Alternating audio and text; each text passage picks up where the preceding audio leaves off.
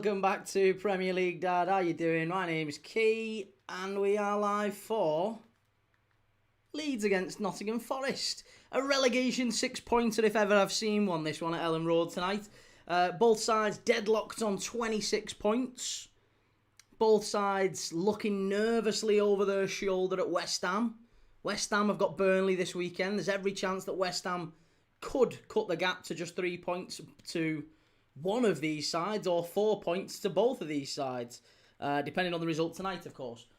But West Ham still obviously have to do their work this weekend as well. But more importantly, there's still a game to think about tonight. Leeds against Nottingham Forest. Let me know your thoughts. How are we all doing? Jake, how we going? Oxford fan, lovely to see you. I'm good to... Oh, here we go. We've got new members as well.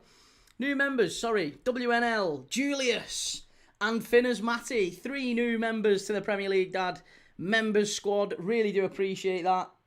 Finners Matty and WNL to the Matchday squad.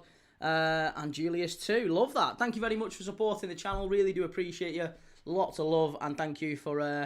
obviously now you're in the members only lives that we do. We've just done our Premier League Dad preview show, where we've looked at all 10 fixtures this weekend, including obviously this one, and then finishing with Liverpool and City, which is the final game of this game week 25 on Sunday at 4:30. I am live for 6 fixtures out of the 10 this weekend. So there's not that many we're not actually covering. There's Leeds Forest. Then tomorrow we've got 3. So we're doing United against Spurs tomorrow. Then we're doing at 3 o'clock Arsenal Sunderland. Then at 5:30 we're doing Newcastle against Brentford. And then on Sunday we're doing Brighton against Crystal Palace, which is a South Coast derby. That's a big game. Brighton have got 1 win in 11. Palace have got no wins in 9. Lost 6, drawn 3. So that one could go either way. And then obviously we finish with Liverpool and City at 4:30 on the Sunday. So we're going to be watching 6 games this weekend. I'll be watching them live with you. If you want to join me, all you have to do is head over to... Well, you can watch it here on TikTok. You can watch it on Twitch. You can watch it on YouTube. You can watch it anywhere you want to watch it. I'm live everywhere. Ryan, good to see you. Oxford fan evening, Key. How are we tonight? I'm really good, mate. I've got a brew tonight. I've got water, but I thought, have a little brew as well. Just fancied a brew. Warm my bones up. It's freezing. Absolutely freezing. I will come to the TikTok comments and the Twitch comments. Just 1 second. I'm just trying to... Very nearly said I'm just trying to get it up then, but that's probably not a smart thing to say. Oxford fan evening, Key. How are we tonight? I'm really good, mate. More importantly, how are you? Lovely to see you, Jabber. Jake, again. Great to see you guys. Where are we? Let's get it. There you go. Let's get it going. Fantastic. And we'll go through the teams as well in just a moment.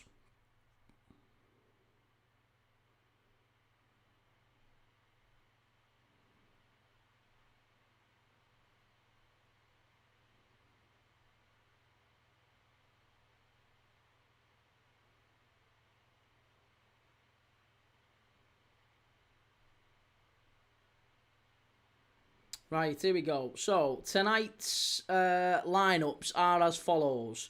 We've got Leeds, Darlow in goal again. They've dropped Lucas Perry. I don't think they're too keen on Lucas Perry anymore, these Leeds fans, I guess. But Darlow's done all right when he's come in. Darlow is in goal, and then it's Justin, Rodon and Strike at the back, with Bogle and Goodmanson in the wing-back positions. Gruev, Ampadu and Aronson make up the midfield 3, and Okafor and Calvert-Lewin are the front 2. Okafor and Aronson will probably float, I would imagine, just behind Calvert-Lewin.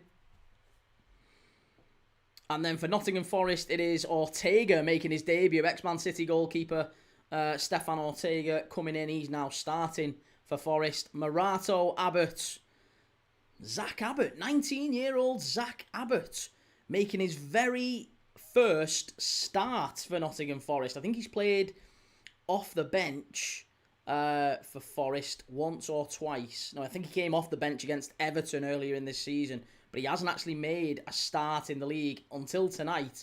Morato, Abbott, Milenkovic and Aina are at the back. Then it's Anderson and Sangare just in front of them. Dominguez, Gibbs-White, Hudson-Odoi, and Igor Jesus make up the front three.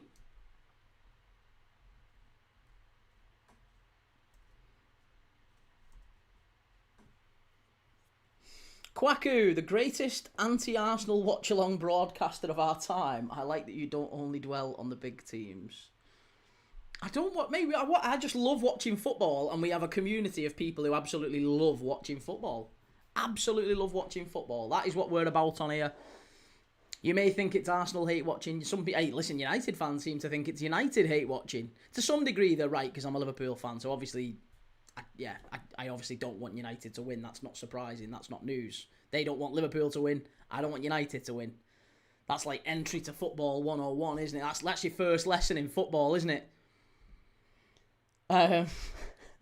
Nick C says, wow, Prem is already on Tuesday again. It is, yeah, it's on Tuesday as well. Liam says, nervous as fuck tonight. Come on, Leeds, don't let me down. And Nick C, I can't say the B word, mate, but yes, I have. Wanderer says, Key, you don't have no builder's brew, do you? Surely not. What's a builder's brew? What's that? Have I missed something? Cecil says, good evening, Key. How are you? Are you ready for Arsenal to spank Sunderland tomorrow? Will you be doing a watch-along? I am doing a watch-along, mate, yes. And I also think Arsenal probably will win that one. I can't really make a case for Sunderland tomorrow. Tom says, hello from across the pond. Yes, Tom. Love that. We got more Americans joining the stream. That's fantastic to see.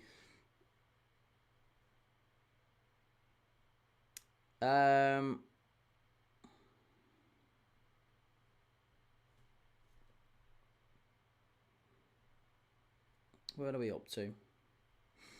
Kajstead, come on you Gunners. Kukarjevic, GOAT. Favourite world stadium away from Anfield? Probably. What's my favourite stadium other than Anfield? Do you know what? Probably the Villa Marine. The Betis Stadium, the Villa Marine. I quite liked the Roman Sanchez Pizjuan in Seville as well, but Seville's like my favourite place in the world, so it was always going to be one of them two. Yeah, probably one of them. I'd say the Benito Villamarine in Betis.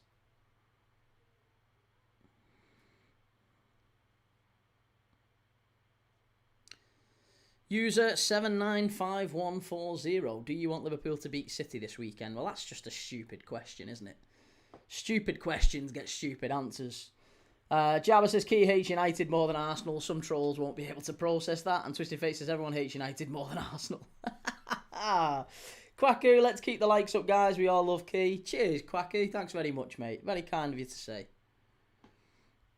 Ben says, since when were you back on TikTok? Well, to be honest, I'm dabbling. I might not even be on TikTok for very long. You get banned every 5 minutes on here, so it's just pointless. But I've come back on for a little bit. We'll see. I might stay on, I might not. But you know that I'm always live at the other place as well. That's where I'm doing all my lives anyway. Kai says, do you agree with Mark Goldbridge that people should be talking about an Arsenal quadruple? Yeah, probably. Yeah, I think Arsenal probably should be talking about an Arsenal quadruple. That's not a reflection of how good Arsenal are. I think it's a reflection of how bad the rest of football is. There's no real standout teams at the minute. There's just none. There's just none. It's not really an impressive. Football's gone a little bit downhill in that sense. John Egyptonica says Arsenal fans hate themselves more than they hate United, including me. And I am a sofa says this is an interesting game for relegation. It is. It's a massively interesting game. This is a 6-pointer tonight. Leeds and Forest, hugely interesting one. And Tom says, is it just me or is Key's camera messing with his complexion? My complexion? I mean, to be honest, the lights don't really help with my complexion. I'm already, I wouldn't say I'm like super pale, but I'm also not, olive skinned. But the lights I've got are a bit like too white. It's because it's not a professional setup. It's not like I'm not in a studio with top of the range lights. They're like Amazon lights. That's all it is. So, unfortunately, I probably look a little bit whiter than I normally would. Kwaku says, all of a sudden all teams under the sun have been bad except Arsenal. No, they've not been bad. They've not been bad. I just think they're underwhelming. Like, if you was to pick... Like, I've said Arsenal are the best team in the world right now. They are. They're the best team in the world, and I don't think there's another one that I look at and think... Good. Like, in previous years, there was always 3 or 4, or at least 2 or 3, that you would look at and say, I tell you what, they'll take some stopping them. Who can you say that about across Europe this year? Barcelona have been a little bit... I mean, probably Barcelona would be the second best, but even they've been a little bit naff. So you've got Barcelona who are a little bit naff. You've got, you know... Bayern Munich. Bayern Munich are crap. Bayern Munich play in the Bundesliga. They don't really do it. I just don't think for one second that there's another team that's comparable to Arsenal, and that is a real damning just like reflection of football at the minute. CJ, do you watch Out of the Prem? Yes, I do watch Out of the Prem. We watched Out of the Prem last night. We watched Betis against Atletico Madrid in the Copa del Rey. We've watched Coppa Italia this season. We've watched... we will be watching very soon, next week. We'll be watching League One and League Two and the National League. We watch the Championship pretty much every week. We're doing the Championship on... Is it Wednesday? Can't remember when we're doing the Championship next. But we did 40 different competitions last year. I was live every single day, 512 games, and we did 40 different competitions. Tom says Bayern have a strong squad. I think the front three looks a lot... I think people skew the front three and think that's a really strong squad. But they're not. They've not got a really strong squad. Once you get past Luis Diaz... Yeah, I mean, Diaz, Kane and Elise is a very, very decent, very strong attacking lineup. But once you get beyond that, look at the midfield, look at the defence. You're not bowled over by Bayern. Arsenal ripped them apart earlier this season. Liam says FA Cup next Sunday, Leeds away to Brum. Are you doing that, Kane? No, won't be doing Leeds away to Birmingham. I don't think so anyway, or I might be. I'm not sure. Can't remember. Julius, who finishes in the top 4? Well, I think it'll be the top 5 that get the Champions League places, and I think it's going to be obviously Arsenal, City, and then I would say Liverpool, Chelsea, Villa. Maybe United sneak in there ahead of Villa. It depends how Villa... I think Villa are kind of on a little bit of a downward spiral. Oxford Farke on Tuesday. Will you be watching the Prem? I am, mate, yeah. Live on Tuesday and live on Wednesday for 2 Prem. I think Liverpool play Sunderland on Tuesday night.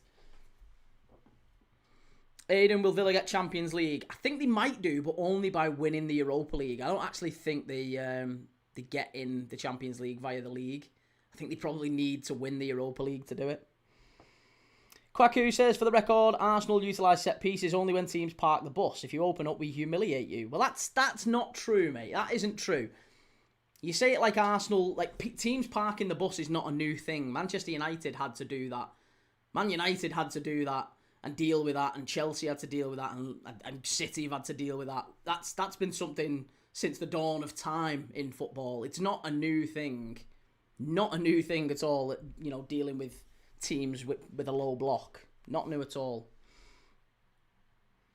La Pulga says, aside from the top 3, they have Kimmich, Pavlovic, Musiala and Carl in midfield, mate, which is absolute quality. In defence, they're lacking one top centre-back partner to partner. Upamecano, still a very strong squad. Upamecano is all right. He's okay. And along, like I said, the back line, the goalkeeper, the defence, the midfield... You say Pavlovic. Musiala's been a bit since he's come back. Carl's a good young player, but he's still a very good... He's still a young player, a very young player. Like I said, they're not a side that you look at and think they'll win the Champions League. There's not a team I look at other than Barca can produce. They can produce, but they just don't do it often enough. That's a problem. Tom says the atmosphere is going to be electric tonight. It's pissing it down. It's absolutely bouncing it down.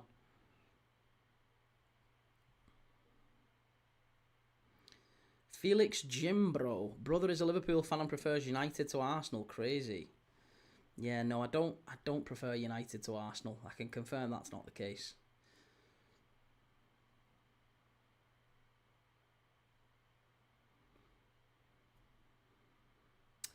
What we saying? Sorry, Blurry Face says, who do you think's winning the Carabao? Flip a coin. Flip a coin. Could be any of them. I think City, just because they've got a better attack. Maybe. City. If City go for it, I think they'll beat Arsenal. If they go a little bit meek and a little bit timid, then yeah, it's probably Arsenal's to win. Egyptonicus, is Neuer still starting for Bayern? I mean, he's getting on, Neuer.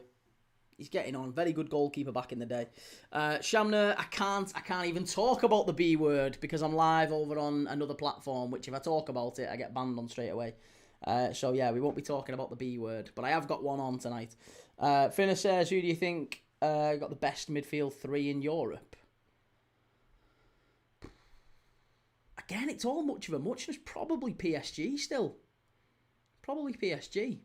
But yeah, there's a fair few. They're all quite close.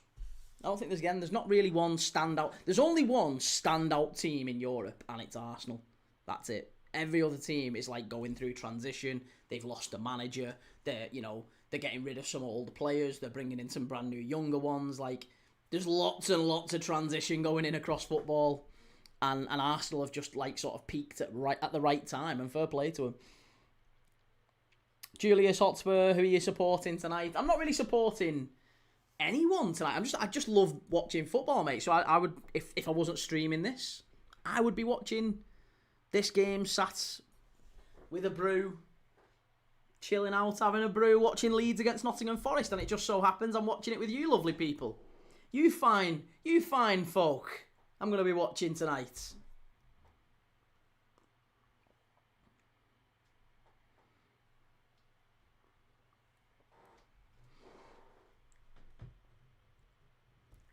CJ says, Key, wasn't we talked about how Arsenal were last year, then PSG came out the blue? PSG or Bayern front three? PSG. Yeah. Definitely PSG. Connor Payne, what's up, Key lad? I'm good, mate. How are you? Good to see you. How you doing? Ethan, I've got my brew on the go as well. Good lad.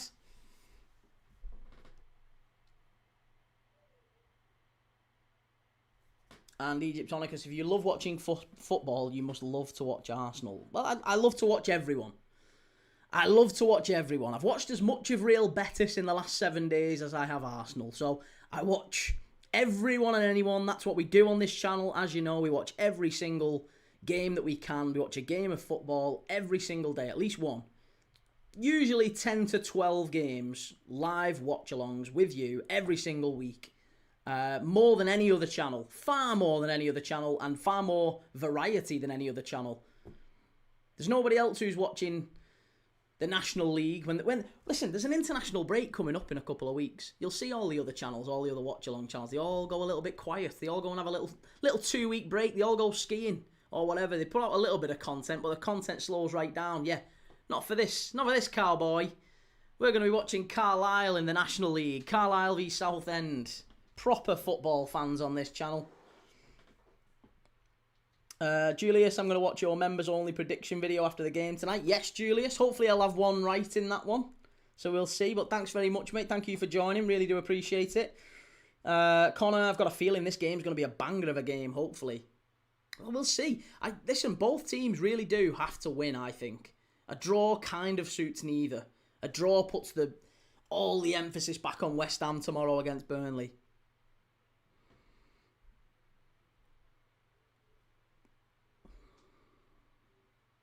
User 795140. Are Liverpool in transition? Well, I would say so. Yeah, I think if you lose 40% of your squad after winning a title, that would be considered as being in a transitional year. Jabber says, I've no doubt all the best to you, but I think Leeds will nick this. And Egyptonica says, wait, so whoever wins here could go 9 points clear of relegation, right? That'd be huge. Yeah, if there's a winner here, they go 9 points clear of relegation, albeit West Ham will have a game in hand. If West Ham beats Burnley, then, possibly. They go back to within 3 points of someone if there's a winner tonight. Connor says, as Key says, we're in bracket C watching all types of football. That's it. This game spells out a 2-1 to me. Not sure for who, but I can smell it. And I am a sofa says, Key, how confident are you for the Liverpool City game tomorrow? It's on Sunday. Yeah, it's Sunday 4:30. I'm live for that one. Confident. I am actually quite confident. I do think we'll win. I think we've turned a bit of a corner, so I think we will win. Yeah. Yeah, it's going to be tough, very tough. They're a good team, but yeah, I think we will. I think we'll beat them. Gelato, what transfers do you see in the summer for Liverpool? I think we need at least 5 or 6 because we're going to lose about 4 or 5. So we need to add a couple of bodies and we need to move a couple of people out. Curtis Jones is probably going. Harvey Elliott's probably going. Konate's still not signed a new contract. Mo Salah's probably going. Yeah, so I think that constitutes a bit of a transition for Liverpool. Like I said, Andy Robertson will be out of contract. He'll be going. Yeah, there's an awful lot of players who'll be moving on, and yeah, we need to sign maybe 4 or 5, bare minimum, absolute bare minimum. Finna says, how come Semenyo can play in the final but Gay can't? It's because he was signed before the first leg. Yeah, he was signed before the first leg so he can play. Gay was signed after the first leg so he can't play in the final. That's the rules. Apparently, I think it's a ridiculous rule. It's a ridiculous rule, but it's the rules. So yeah, they made a ridiculous rule and they're sticking to it. Julia says, what's the halftime quiz tonight? It's a bit of a rogue one. We might have some other people who maybe Welsh Wing will come in at some point with a different quiz. So we usually have our halftime quiz, as you know, and there will be one tonight as always. So yeah, we'll go through our halftime quiz then.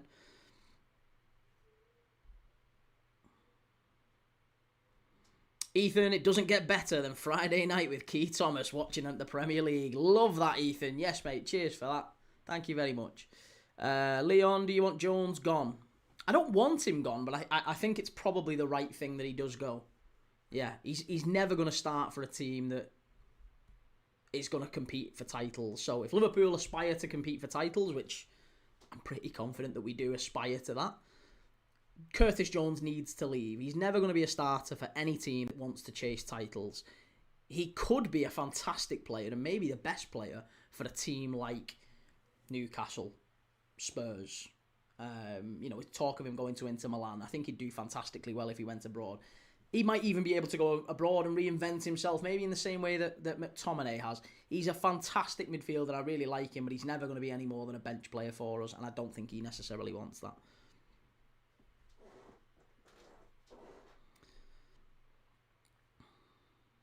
Ben, why are you so desperate to talk about him? Why are you so desperate to talk about him? We've not even talked about him on this. We've not even talked about him. You're bringing him up. Do you not see the pattern? Do you not see the pattern here, Ben? That you come in, or someone else comes in and mentions him. And that's the only time they get mentioned. Nobody else gets mentioned. Ree says, yes, Key, good to be back. Crucial someone gets a winner tonight since we'll roll over and die for West Ham. I really lost my mind up at Sunderland. Toxicity in our away end. It was a bad night, that, wasn't it? Yeah, very bad night. PT5310. Yeah, that's just not true. That's just not true. We've watched 2 Arsenal games in the last week. We've watched 2 Liverpool, 2 Betis. Listen, we watch everyone. If I've watched Real Betis as much as I've watched Arsenal, it's really not an Arsenal fan channel. Oxford fan says, I think if McAllister goes to Real, he might start. Sell him. Get McAllister gone. He's shocking. He's absolutely shocking. Ben Hartfield, rent-free in every opposition's fan's head. Well, it's not rent-free if you keep putting him there. If we're not talking about them and you keep coming in and going, what do you think of Arsenal? And then the conversation actually gets talking about Arsenal, and you go, oh, all you do is talk about Arsenal. Yeah, mate, just have a little minute. Just calm it down. Reese says, Arteta doing the 6-7 meme in a press conference was not on my 2026 bingo card. GJJ says, be nice to see the young centre-half Abbott tonight. Been good when he's played. Well, this is his first start in the Premier League, isn't it, Zach Abbott? Only 19 years of age. Big moment for him. Is it because Murillo's out? Is that why he's playing? Wonder less. Yeah, Key, I like what you're doing with the YouTube shorts. Is this going to be a regular thing? Yes, it is. Yeah, I'm now doing a little bit more on shorts with TikTok and Insta and YouTube. So I'm going to do a little bit more on that. Felix Turco, you do go on about Arsenal a fair bit, though, to be honest, mate. Well, no, I think what you're basing that on, Felix, in fairness, is, or what a lot of people base it. I won't say you are, mate, but what a lot of people base that on is they've seen a 30-second clip on a fan reaction video. I don't talk about Arsenal. Unless fans come in and talk about them. I'll talk about anything with anyone, mate. I'll have a chat about anything. Happily talk about football with anyone, about any team. I can have a reasonable conversation with anyone about most clubs. And that you'll find that's the same over on the other place where we've got the growing community over on YouTube. You'll see we've got loads of great people who can talk footy as well. Scotty says, really enjoying the content, mate, especially when Sesko got that late winner. I didn't enjoy that. But but thank you. I appreciate you saying that. GJJ says, I've watched him in the Europa League and for England under-19s last year. Good player. Yeah, we watched him in the under-19s. We did the England under-19... Well, we did the under-19s European Championship on this channel in...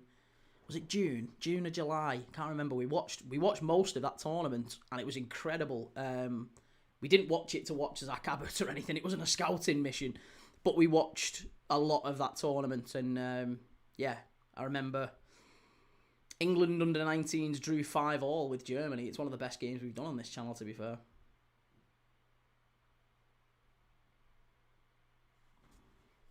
Forzing, hi Key, how's it going?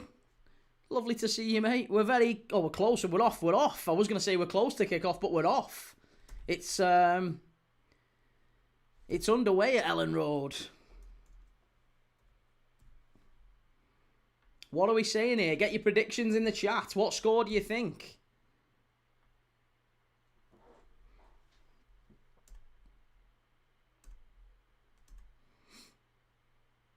Forest have already settled in. It looks quite clear that... maybe they're playing through phases, I guess, but Forest seem quite intent on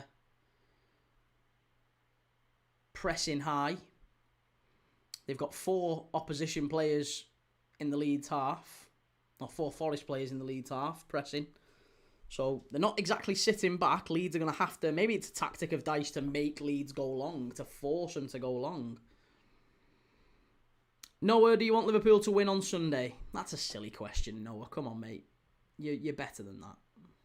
You're better than that. Okay, we'll just mute Aiden. Aiden can go.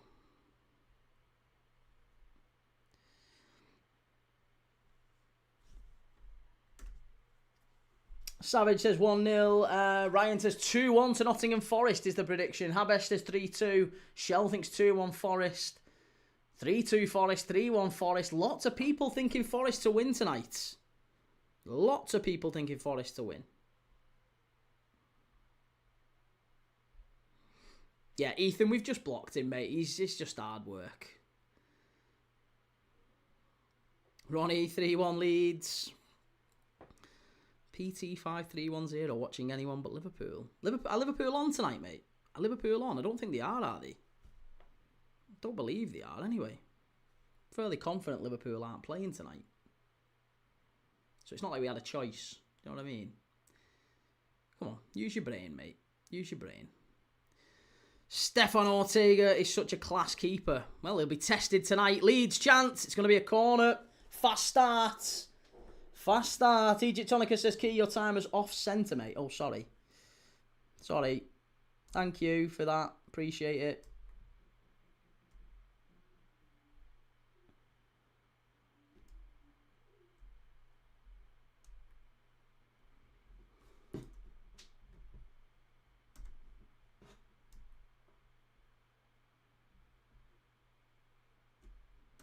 There you go.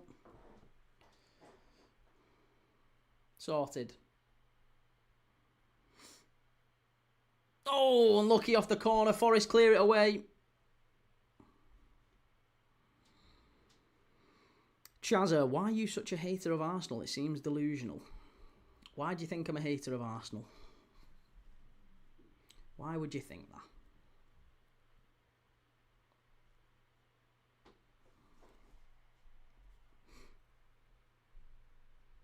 Cheers, CJ Tonicus. Thank you for that, man. Appreciated. But yeah, listen, we need to see an early goal in this one tonight, because I think the longer it drifts at 0-0 is the more likely it's going to be a boring 0-0. But we could really do with a fast start.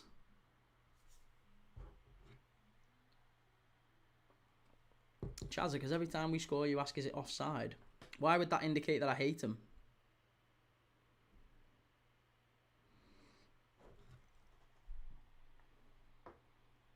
Got us, snore draw.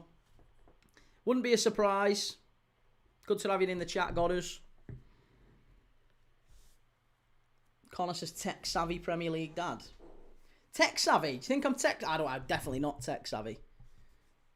Not quite a boomer like. Old man says, good luck, my friend. Let the best club from Leeds win. I'm not a Forest fan, for what it's worth. I'm a Liverpool fan, but I watch football every day on this channel. That's what we do. We do a watch-along every day. Oh, nearly Leeds 1-0. Abbott, good defending from Abbott. He took a flick on at the near post and it's gone behind for a corner.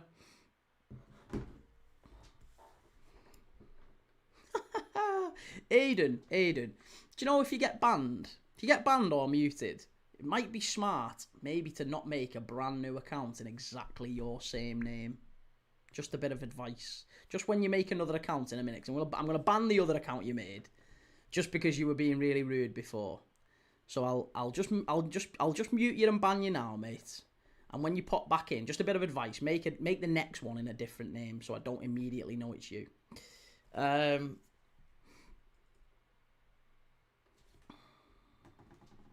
User 795140. Can you see how many people say the same thing? Maybe you're obsessed but can't see it. Well, okay. Well, here's the thing I would throw back at that. Do you think it's interesting that United fans also say the exact same thing about United?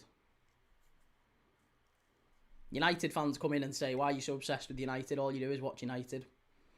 Why don't you watch Liverpool? Which is nonsense, of course. Honor Permo says, I know almost as boring as watching Arsenal. Almost.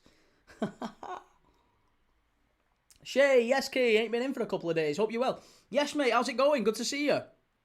What do you think for this one? Leeds, far post. Looked like it curled out, that one. Looked like it curled out. Matt Evans, if Arsenal beat Sunderland, how will you feel if Liverpool beat City? Made up. I'll be delighted if Liverpool beat City. Why? Again, it's a silly question. Silly question gets silly answers. Tom says 3-1 Leeds. User 795140. Maybe you're obsessed with both. Or just maybe I'm a Liverpool fan and I want... Is it feasible? Is it feasible that I'm a Liverpool fan and Liverpool fans don't want United to win? So there's no surprise there, is there? If I was a United fan, I wouldn't want Liverpool to win. I wouldn't want City to win. I'm a Liverpool fan and I don't want United ever to win. And I don't want United to win. United or Everton, never want them to win. And because of previous rivalries, I also don't like Chelsea. Arsenal I actually quite like as a club. I just don't like the style of play. That's it. Really, really simple. I'm not an Arsenal hater. Just don't like the style of football. It's boring. And your own fans say it. So. Julius Hotspur. Key, who do you think I support? With a name like Julius Hotspur, you strike me as a Wigan fan, mate. Liam says, so why don't you like Chelsea? Just don't like him. Don't like him as a club. Don't like the fans. No, I won't go as far as saying I don't like the fans, but I don't like a lot of what the club has historically stood for, done. Yeah, just don't like him. And obviously Liverpool against Chelsea in the sort of mid 2000s was a kind of a big deal. We played them in finals, we played them in semi-finals. Felt like we played Chelsea 5-6 times a season. So I don't like Chelsea. Again, that's just a rivalry thing. That's not anything personal to Chelsea. I just don't really like them since that moment. So yeah.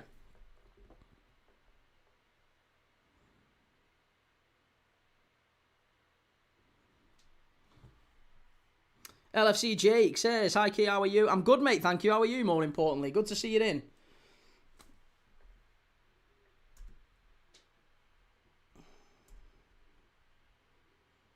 Liam says, Key, what do you see the Tottenham v Man United score being? I think it's going to be 2-2. I fancy goals in that one. PT5310, other teams make our games boring by playing low blocks. Well, that's just categorically not true. That would only work if, like, low blocks were a brand new thing in football. If that had never happened before, like, again, you seem to be of the thinking that when Man United were a great side in the 90s, that teams coming to Old Trafford didn't go, well, what we'll do is we'll just put 10, 11 players behind the ball. They did exactly the same. Sam Allardyce used to do that with Bolton. So there's not really Stoke, Tony Pulis, like they did all this. Like, teams, it's not new. The low block thing is not new. And the teams that played against those low blocks didn't resort to what Arsenal do. So the idea that you can only play football if the other team is willing to come out and play good football is nonsense. It's a lie. It's a myth. And you're stupid if you think it. Tobe says, hi, Key. My dad is going on a business trip to Bilbao in Spain, my dream place. And my other dream place is Florida. He's doing work and watching Athletic Bilbao. Come on, Forest, 2-1 to Leeds. Love that. Nice part of the world, Bilbao. I'll be going there soon, later this year, actually. Ronaldo says, guess the club won the Premier League now in a Championship relegation battle. Guess the club won the Premier League now in a Championship relegation battle. Leicester City. Yeah, Leicester City would be my guess. Julius Hotspur, I support Tottenham. Yes, good lads.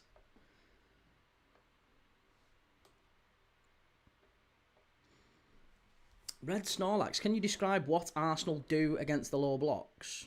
Oh, nearly 1-0 Forest. Good save. It's going to be a corner. Thought that was going to curl in then. Good save from Darlow. Did well. Good effort from Dominguez. Nearly 1-0. Leeds have started quite well, but Forest have just come back into this. They've just come back into this. LFCJ, what's your score prediction for City? I think a low scoring one. I would imagine 1-0. Yeah, I would imagine 1-0. Silva Cristina says, I'm going to Portugal. Lovely. Enjoy it. Beautiful part of the world as well, Portugal. And Jabba says, Leicester isn't in a relegation battle yet, despite the points deduction. They're down there, though, aren't they? Certainly down there.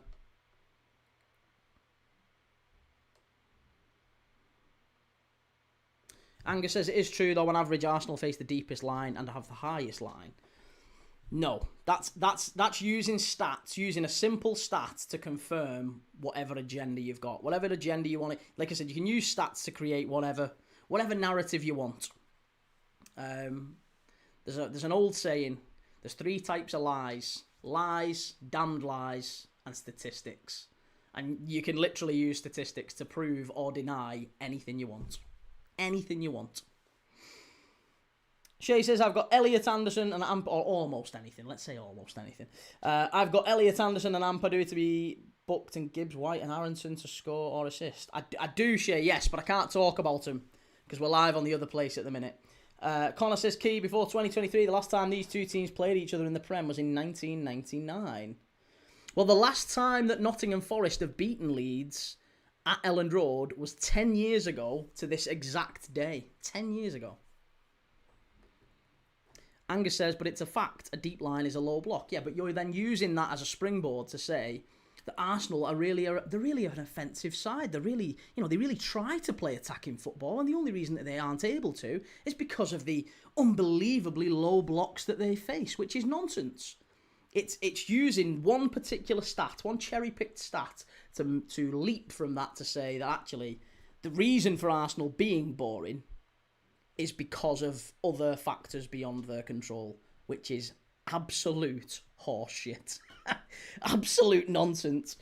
Jabba says, Key, quoting Mark Twain there, you get a bit of everything on here, mate. Bit of everything. On a permo, I'm off to walk the Tour du Mont Blanc in June. Lovely, beautiful. Been to Mont Blanc. We went to Evian in France. Good header from Forest's corner, and it's headed straight at the keeper. Angus says, that is true, as shown in the Champions League. When we face better teams and open up, it's a more open game. Well, no, because I'll be honest, you've done, even against, like, Inter. Inter was a dreadful game. There's such a thing, like I said, such a thing as winning well and winning poorly. And there's losing well and losing poorly. And Arsenal frequently win poorly. They're very effective, but they frequently win poorly.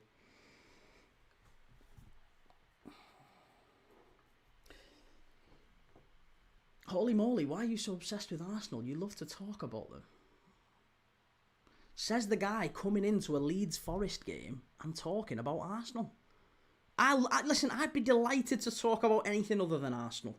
Let's have an amnesty. Let's have an amnesty on this live. Let's have an amnesty on this live where we don't talk about him. Frosty. Don't bother with him. Are you that desperate for attention, or is your caps lock button broke? Is your caps lock button broke? What's going on?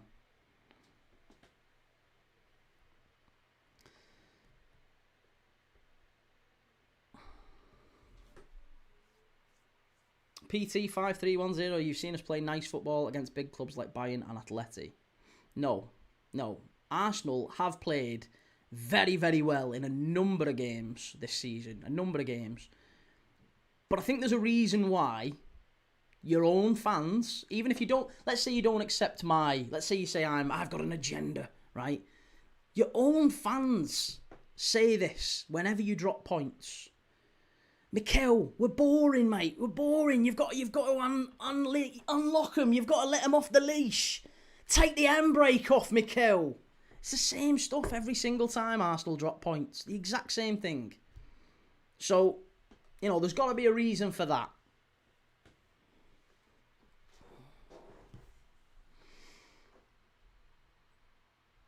Jabba says, why are you so obsessed with footy? I know, yeah. Why are you so obsessed with footy? And yet there's 50 Arsenal fans who come in every live, whether it's Bristol City against Derby County, Betis against bloody Atletico Madrid last night, Leeds against Nottingham Forest. There's 50 Arsenal fans come in every live and say, why are you so obsessed with Arsenal? Why are you talking about Arsenal? Do you think, is there a player that you would get in the Liverpool team from Arsenal? I bet you don't even want Liverpool to win this weekend because you're so obsessed with Arsenal. Arsenal play great football. You're so insecure. You're so insecure. Honestly. So insecure.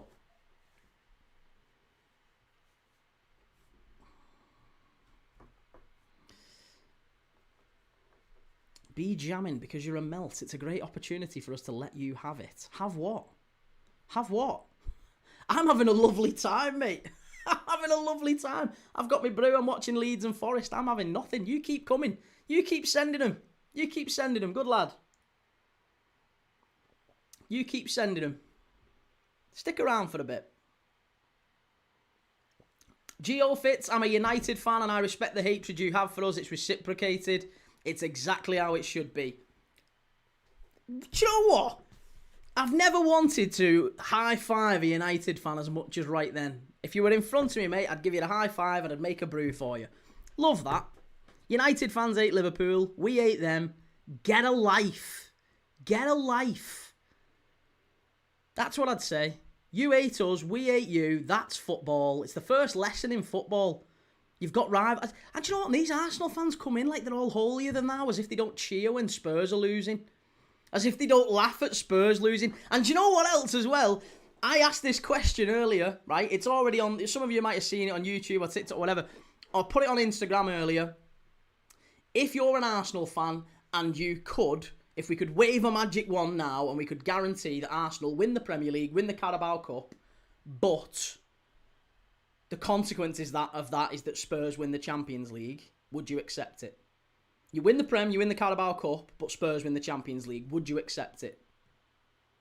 And the flip of that is if you say no, then neither of you win anything. If that was the hypothetical situation, if a genie came in front of you now and offered you that trade, you can either have Arsenal win the Prem and the Carabao, but Spurs win the Champions League, or neither of you win anything. What would it be?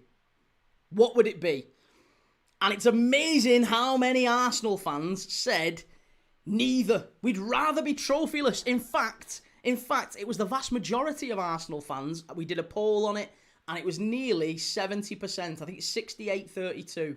68% of Arsenal fans who voted in that poll all said they would rather win nothing than let Spurs win a Champions League. So again, don't come in holier than thou as if you're not an absolute hater. An absolute hater yourself. We all are. Accept it. Accept it. Frosty, I'd tell the genie to F off because we don't need a genie to win the league. So again, you don't even want to answer it, do you? You're so insecure. Just answer the question.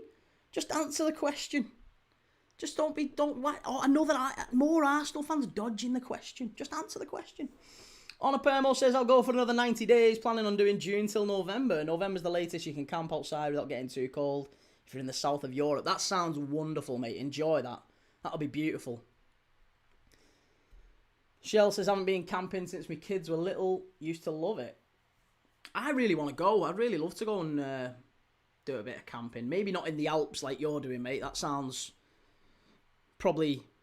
To be fair, Matt, yeah, it's more who I'd be doing it with. It'd be my wife and my little girl, so I've got to bear in mind that I'd have to be like a lumberjack and do everything, so we'd probably do glamping to start with. Let's start small and build up.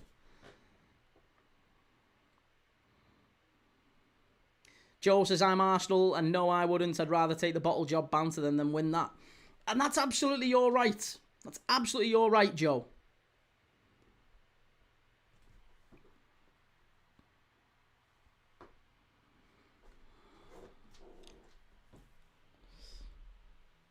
Diamond Gezer, stumbled across your life again, and the first word that comes out of your mouth is Arsenal.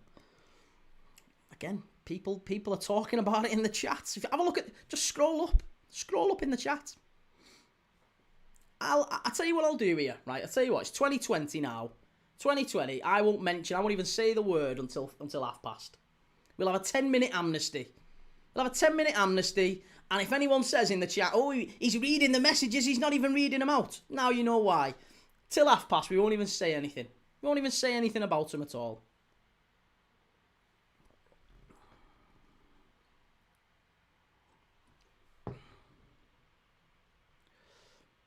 Angus, I don't hate watch Spurs. I'm taking the trophies. That's fair enough. That's fair enough. Camping's got really popular now, Shell. And Connor says, mate, you're living every man's dream. Wish you the best, mate. France is beautiful. France is lovely. Yeah.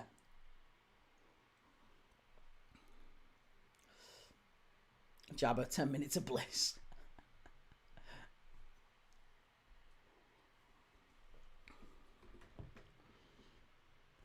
Tom, I like the Jacquet signing, but that's for the future. We need a centre-back for the now. Well, that's gone, isn't it? We're definitely not getting a centre-back now. So we just have to make do with what we've got. Callum Hudson-Odoi called offside there.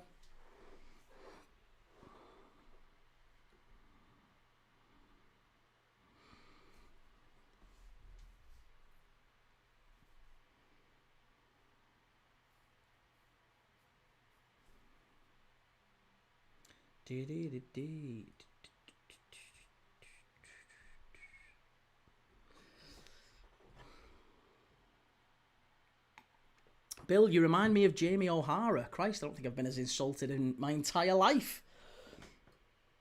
Albelo says, I've seen something about the fullback spots quite open this summer for grabs, but I think Rico Lewis should be up there. Unreal player, him. Do you think so? I mean, Rico Lewis is a very decent player, but I don't think he gets in the England squad. I think the England squad's fullback positions are pretty much tied up. Depending on what happens with Livramento's obviously got to come back, and I think he gets in with Lewis Hall. I think Nico O'Reilly should be in. I think it should be Nico O'Reilly and Nico O'Reilly and Lewis Hall, but I imagine Luke Shaw goes. Again, I'd be astonished, but the fact that he can play centre-back and left-back probably helps him. So I'd imagine Luke Shaw goes. Keep us updated. When is it that you're actually going again, on a perm? I might have missed it in the chat. Let us know when is it that you're actually leaving? Is it June?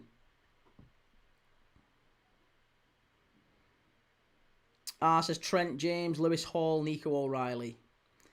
I think Livramento has to go, assuming he stays fit.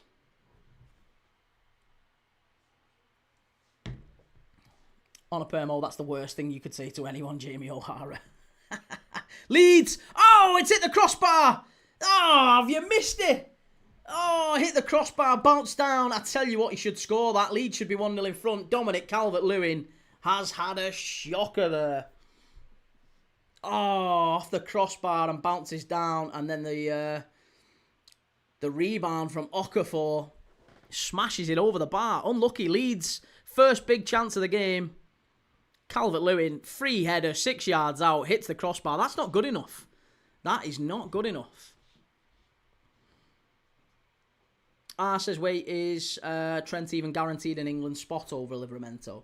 I think you'd have to take Trent just because of the fact he's world class. I think you've got to take him in some guys. Maybe Reece James playing more in the centre as well. He's done that for Chelsea a lot of this season. So Reece James tucking into the middle. He can play through midfield with maybe Rice or Anderson or whoever in midfield if they need him to. And Trent, irrespective of what you think of him and how poorly it's gone for him at Madrid, he is still in the best.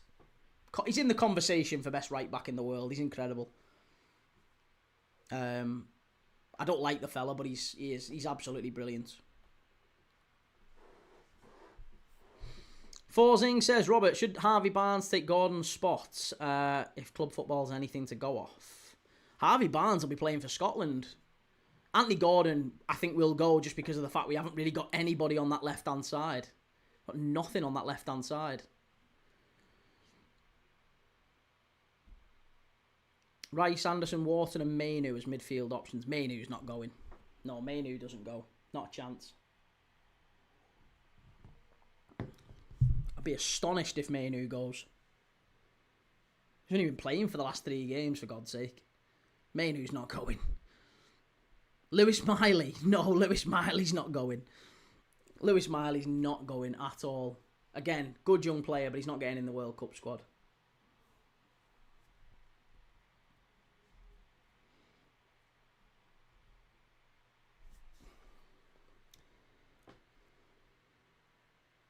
Seen one walking the street.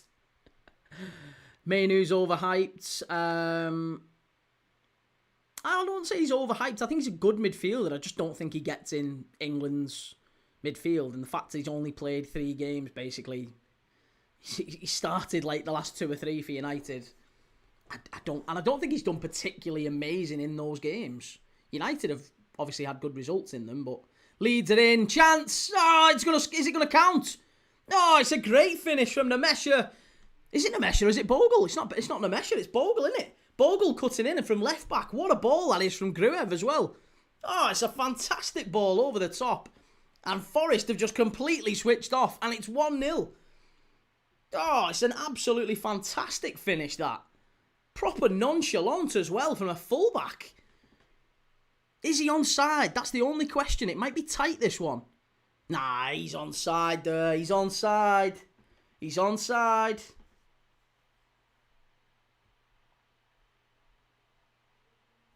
He's definitely onside. Good finish, that. Wonderful finish from a fullback. And Leeds 1, Forest 0. There you go.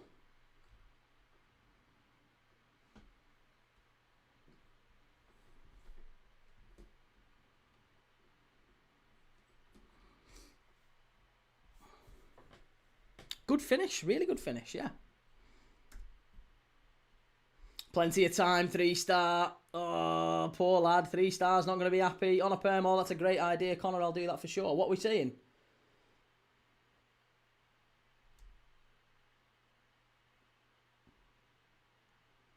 Oh, sorry. Says, who the hell starts in the number 10 position for England? Well, again, there's discussion at the minute. Apparently, news broke today that Bellingham isn't even assured of his place in the England starting 11. So, it might be him, it might be Rodgers, it might be Foden. Don't think it'll be Eze anymore. I think it's going to be between those 3, isn't it? Great ball, that from Gruev. Does Cole Palmer go to the World Cup based on recent form, surely? Well, I mean, you don't pick him just based off recent form. Cole Palmer, irrespective of recent form, whether it was good, bad or indifferent, Cole Palmer's one of the best players in that entire squad. So I think you have to take Cole Palmer. For me, he'd be starting on that right-hand side, but obviously fitness depending and how he finishes the season will matter in Thomas Tuchel's thinking, but there's a reason. I mean, like I said, he was brilliant in the Championship final against Spain. He's exactly the sort of player that can hurt the opposition. I think Cole Palmer's fantastic. Angus, we've got so much attacking quality, it's a joke, but it's so hard to fit them all in. And we haven't even got a left-hand side. There's no left-hand side for England. Like, if Jared Bowen, you're kind of foisting players into round peg square holes on that left-hand side, because Rashford, as talented as he is, I don't think he is a left winger. I think he's a centre forward. I don't really rate him on the left, unless you've got some sort of a system that works with him, and he'd have to be tracking back quite a bit in that role with Thomas Tuchel. So yeah, I don't think Rashford's the right person, and I definitely don't think Anthony Gordon is. So then you're struggling after that. Cheers for that, Dylan. Thank you very much. Watch Burnley beat West Ham. I can't see it. I'd be amazed. Burnley haven't won in their last 15 games, and they are chasing a record. Well, I'm sure they're not chasing the record. Their club record is 17 league games without a win, and that was in 1899-1900. That's the last time Burnley went 17 games without a win in the league. They're currently 15 games without a win. Leeds chance, good save, rebound, must be, it's 2! Oh, it's 2 and it's Okafor. Leeds have flown into the lead here. Nottingham Forest in the mud. It's a great ball from the right-hand side, cuts Forest apart. First chance, it was a shot. Keeper pushes it straight back to, I think it was to Bogle again. And then Bogle pulls it back. Okafor stood on the 6-yard box, all on his own. Nobody around him. Just sort of scuffs it into the bottom corner. And there you go, 2-0. 2-0 Leeds. Watch this. Is he onside here, this one? I think he is. Yeah, it's fine. First phase of play, he's fine. I hate that we always do that now. As soon as you go to first replay, they always show, isn't it? It's always that one looking along the back line, just to check if there was like anyone in build-up who might have been offside. But he was fine. Leeds now 2-0 in front. Nottingham Forest, all the work to do. Forsing, do you see a hammering on the way here? Do I see a hammering? Probably not. No, I think Forest have been very, very good away from home. They've won their last 2 away games.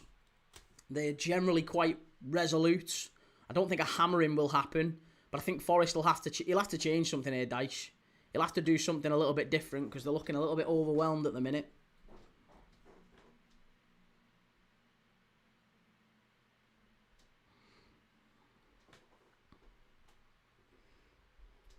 Ryan says, Key, do you think Sean Dyche is under pressure? Really? Do we think... Well, I don't know. I don't think he's under pressure. I think he's been brought in to do a job, and I think he probably will do a job. As in keep him up. I think he will keep him up. I still think Leeds are going to go down. Even now, 2-0 up, I still think Leeds go down this season. Forest have got a little bit more about them than Leeds.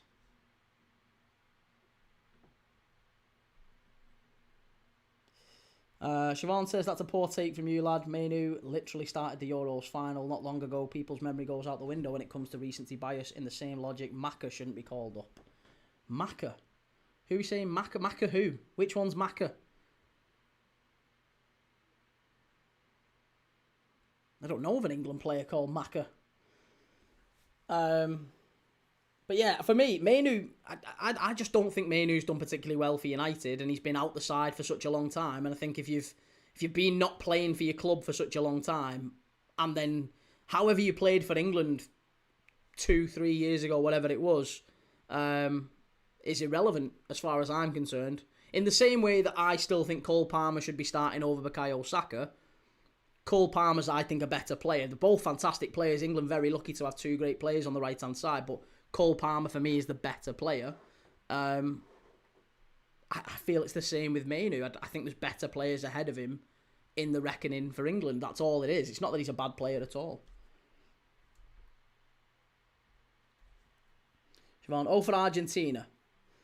Well, it's not really the same.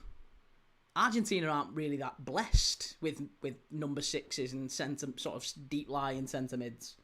It's not quite the same as England. Ben says Leeds will only need a couple more wins after this to stay up. I don't know, you know. I don't know. The thing with Leeds is, like I said, they've been really, really poor recently. And, yeah, they've been very good at home. Oh, Forest, they've been very good at home, but I just don't think they've done enough when it comes to actually winning games. They've done a lot of draws, a lot of points here and there.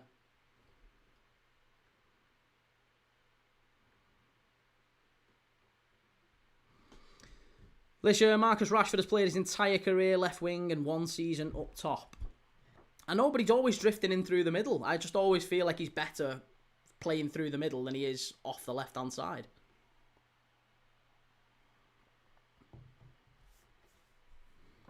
Beanie, should Curtis Jones go? No, not at all. Not at all. Curtis Jones shouldn't go. Mitchell says West Ham are guaranteed to go down now, to be honest. Lost too many games. I still think West Ham... It depends on what happens tomorrow with West Ham and Burnley. West Ham beat Burnley tomorrow. I think they probably get back into the race because they'd only be 3 points behind whoever wins this one or whoever loses this one, whether it's Forest or Leeds. Looks like Forest at this minute. They'd be 3 points behind Forest. But the season is still very long. People forget.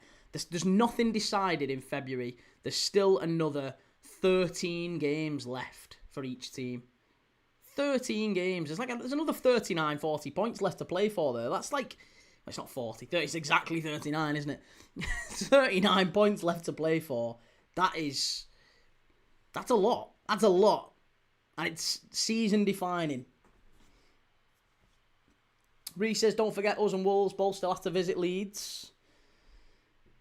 Burnley have to win tomorrow. That's as close to a must-win as he can possibly get.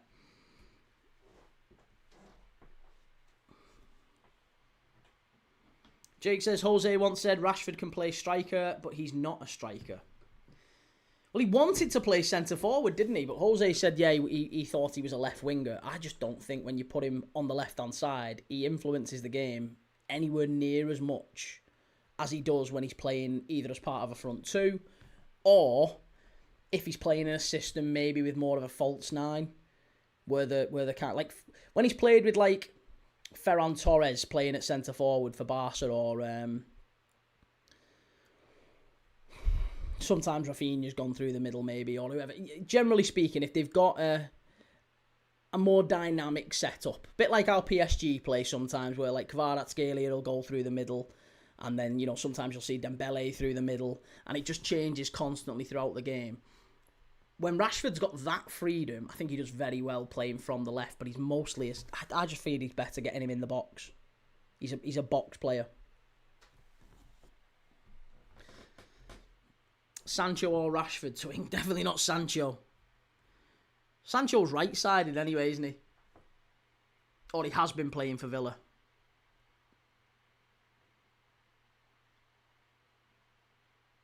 Well, he played off the left-hand side against Fenerbahce, didn't he?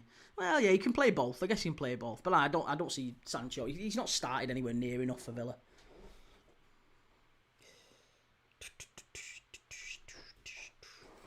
Smith Meta says, almost down to single-digit games left. Don't act like we still have 90% of the season left. I've not said 90%, but we've still got 30%, haven't we? Still basically 30% of the season left.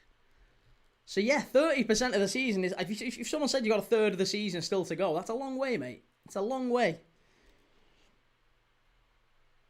3 stars says Forest play Wolves on Tuesday or Wednesday. Burnley win and Forest beat Wolves. It's a 9-point gap over West Ham for Forest. You need that West Ham defeat tomorrow then now.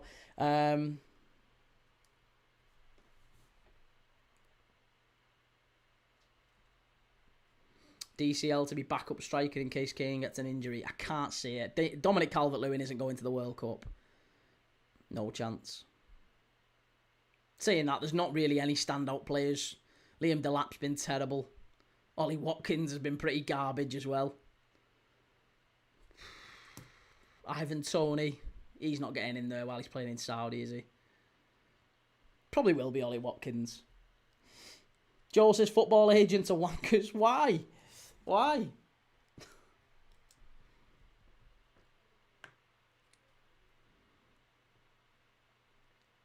Generic Gooner. Timu Peter K still talking about Arsenal. No surprises there then. No one's talked about Arsenal for literally 20 minutes. There's not been the word Arsenal. That's the first time the word Arsenal has been mentioned in 20 minutes.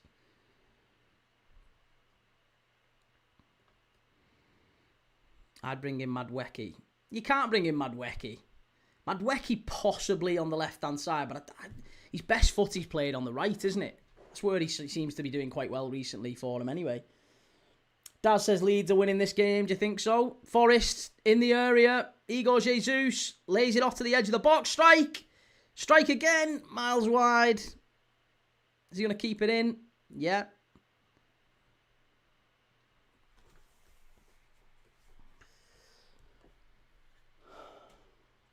Daddy-O 12. Danny Welbeck. Danny Welbeck's a great shout, Daddy-O. Yeah, Danny Welbeck is a great shout. Danny Welbeck could do. Smith says, would you consider a 9-point gap with 30% of the season left wrapped up? It depends if you get a 9-point gap. Depends if you get a 9-point gap. But no, I still wouldn't say it's wrapped up. No, not at all. Not at all. There's been bigger leads bottled. But I do think you win it for what it's worth, if that's what you're looking for. Again, you're very insecure, you fans. If that's what you're looking for, I have literally said repeatedly that Arsenal are the best team in the world and you will win the league. Like, I don't know what more you're looking for. I kept repeatedly saying it. But it feels like you're looking, it's like you're throwing windmills, arguing against things that aren't being said. Adam says, Key, who would you prefer to get relegated, Leeds or Dyche and Marinakis? I don't really have a preference. I don't mind either team, to be honest. I don't feel strongly about either. I guess I'd probably rather Leeds if I had to pick, but I don't. Again, if Forest went down and Leeds didn't, it wouldn't bother me. I don't really feel strongly about either team or either club. I don't hate them or anything.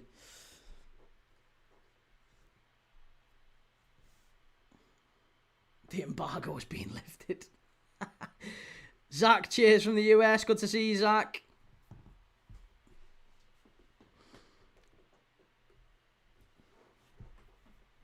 Zarilla Billa, hi, how's it going?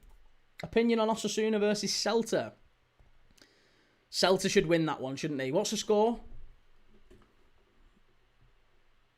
I would imagine Celta to win. I think I've got Celta to win, actually. Oh, and they're losing. Standard. Oh, it's Budimir as well. Of course it is. Anti-Budimir. The man for all seasons. He's been incredible for Osasuna. How's he not got to move? I think the only fact that he's like 34 now. He's been scoring ridiculous numbers for Osasuna. What a player. Verona Pisa still 0-0. Union Berlin and Frankfurt 0-0. Metz and Lille 0-0. And 0-0 between Charlton and QPR in the Championship. It's all 0-0 all across Europe, apart from this one. Leeds 2, Forest 0, and obviously 1-0 to Osasuna in Vigo.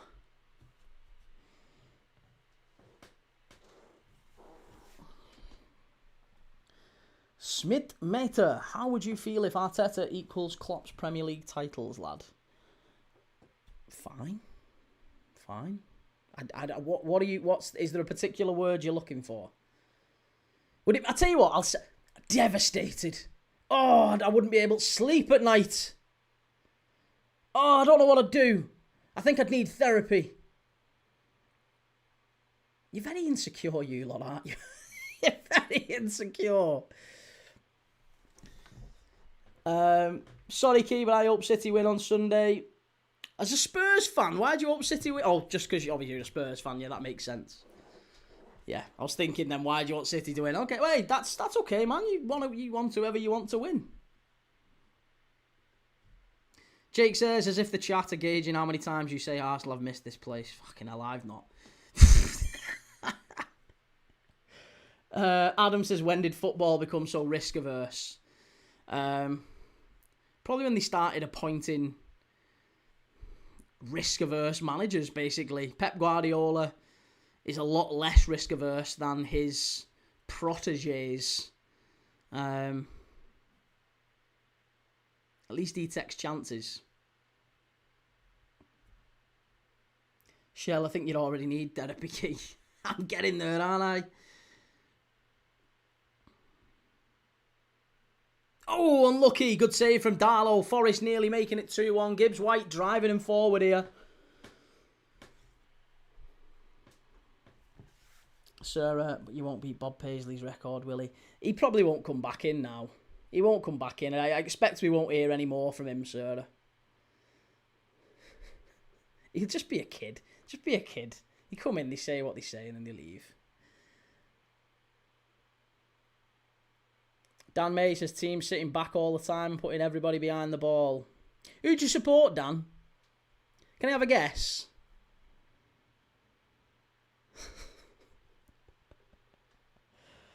Smith says, I reckon you'd get 1 million subs if Arsenal win the quadruple.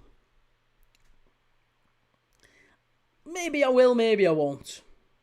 I'm doing all right without him, though, but funnily enough, I'm doing all right without him. The vast majority of my subscribers have not come from Arsenal, believe it or not. What even is an Arsenal? Shell, I think we're your therapy key. You are in a mad way, yeah. In a weird way. This is our community. MLME, are you watching it on a dodgy box? No, are you? Virgin. It's fully up to scratch. I'm on Sky Sports main event live. There you go. Yeah.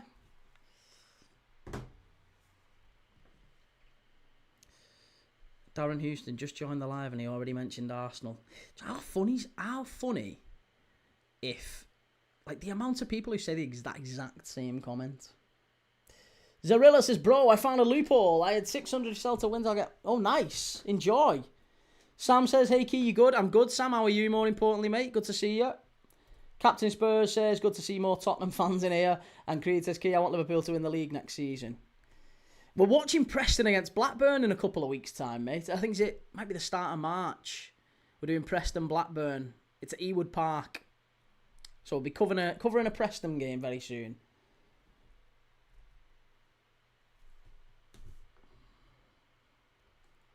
Chichi, Virgin. Yes, Virgin. Virgin TV.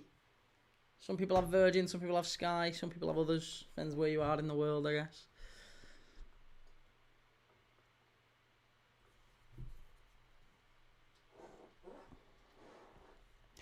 Arsenal Omar, I'm subscribed. Good lad, Arsenal Omar. Smith Meta, do you allow people to clip you up? I see you going viral every time Arsenal win. I don't allow it. I just don't prevent it, I guess. They don't ask permission. They just take it. I think by default that's the setting anyway. So I don't ask for it. I don't push it. It just happens. Right, it's half time here. It's half time here, and it's Leeds 2, Forest 0. Very, very difficult. Very, very difficult for Forest to be coming back into this one. Liam Manning says, come on Leeds, keep them out. Love that first half, but Forest still look dangerous. They do indeed.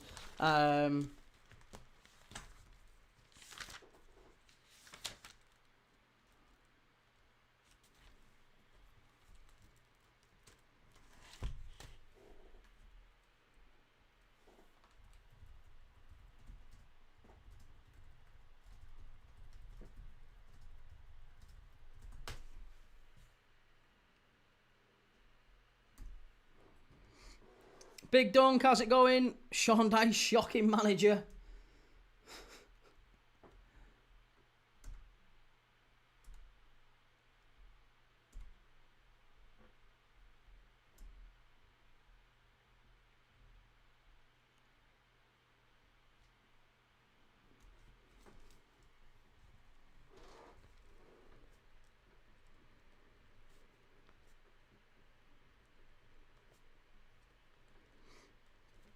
Chi-Chi, do you actually support Fulham or were you just trolling engagement farming United fans last week? Do you know who I support? Do you not know who I support? I'm gonna take you at face value and assume you don't know who I support, but I'm a Liverpool fan, mate. So it shouldn't really come as a massive surprise to you that a Liverpool fan might not want United to win. I guess in the same way that if you're an Arsenal fan and you were watching Spurs against Brentford, you might cheer for Brentford. I'm guessing most Arsenal fans would, wouldn't they? So that's usually all it is. It's just, I mean, that's if United are playing, I'm cheering whoever they're playing against. That's the rules. Same with Everton. Same with United.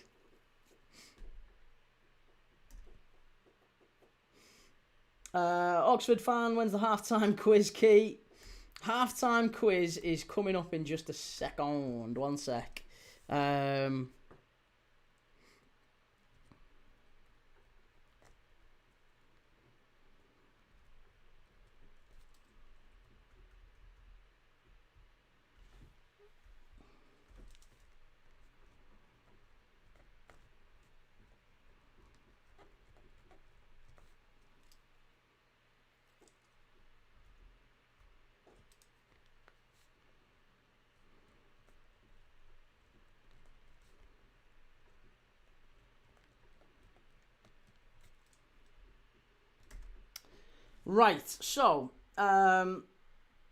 halftime quiz is 1, 2, 3, 4, 5, 6, 7, 8, 9.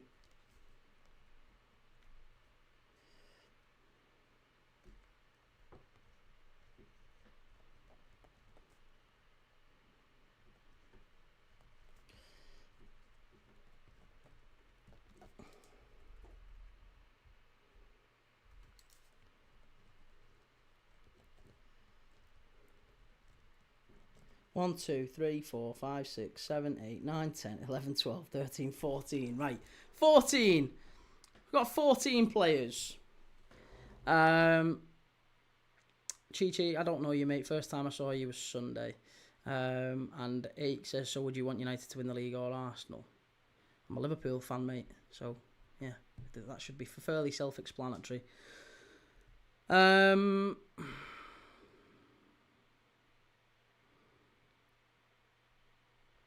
Are you slot out then? No. There's not a Liverpool fan who is slot out. There's not a single Liverpool fan I know who is slot out. The only ones who are the clickbait merchants online who are doing it for clicks, because again it gets lots of clicks. Creed, I hope Everton get relegated. Just kidding, I'm just kidding. Jabba, we support your opposition too, Key, though I'll feel disgusting this Sunday. Smith Mater, you're actually kind of sound, lad. Not what I imagined. You'd be surprised how many fans have come in and said the same. I mean, that sounds like I'm an egotistical bastard or an arrogant fucker, but I'm really not. Honestly, it's just maybe people have seen a few clips online, a few little reaction videos online, and they get this impression and they come in and they talk football for half an hour with me, if that, 10 minutes. And then they think, actually, he's all right. He's okay. He's all right. He's maybe not the opinion that I thought he had. Captain Spurs says one of the quiz answers is surely Brian Clough. Welshwing, how's it go? Hey, I bet Welshwing's got a quiz as well. Chi, there's some that defo want slot gone. I promise you there's not. There's not a single Liverpool fan. What I would, let's call it a proper Liverpool fan then. There's not a single proper Liverpool fan who would want slot gone. No, I don't know any. I don't know a single Liverpool fan who wants him gone. Not one.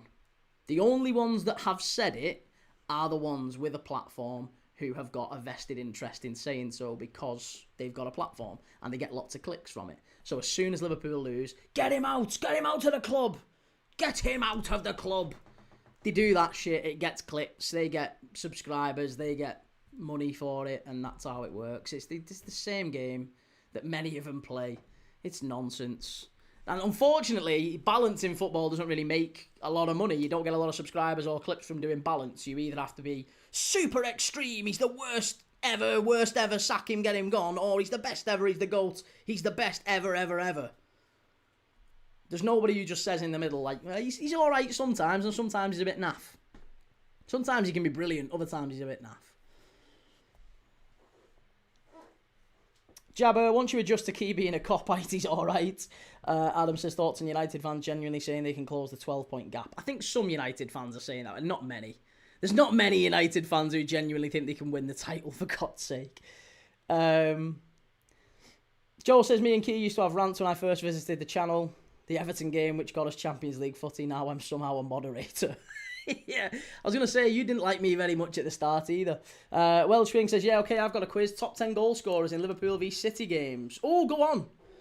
Bailey, get on with the quiz. That's the only reason I'm here. Oh, sorry, mate. Sorry. Go on. I have got a quiz, but go on. We'll do Welshwings first. Top 10 goal scorers in Liverpool v Man City games in Prem history. Right. Sterling has to be one because he scored for both of them. I would imagine Sterling's in there. Aguero, he scored quite a few against us. I'm trying to think of other players who definitely scored loads for City against us. Mahrez, I would imagine. Salah definitely, of course. I'm trying to think of the opposition rather than Liverpool players, but Mahrez, I think Mahrez would be in there. Salah's first, okay. Salah's first. Gerrard, yeah, Gerrard did. Torres, did he score that many against City? I don't think he did. Mane, possibly. Owen. I didn't rate Michael Owen. Not Fowler, no, I wouldn't have thought Fowler. Aguero's second, okay. Sterling is fourth. Not Balotelli. Firmino is fifth. Bobby Firmino scored his first ever goal for Liverpool against Manchester City, of course, Bobby Firmino. Haaland doesn't score against Liverpool often. He doesn't know Arsenal, Omar. That's correct. Mane's third. Did we say Mahrez? Jota. Jota didn't score that many against City. Rush. Sean Golter. De Bruyne is eighth. KDB, eighth. Yeah, De Bruyne did. Aguero, Sterling. Did we say Mahrez? Nicholas Anelka scored for both. Yeah, he scored for us against City and for City against us.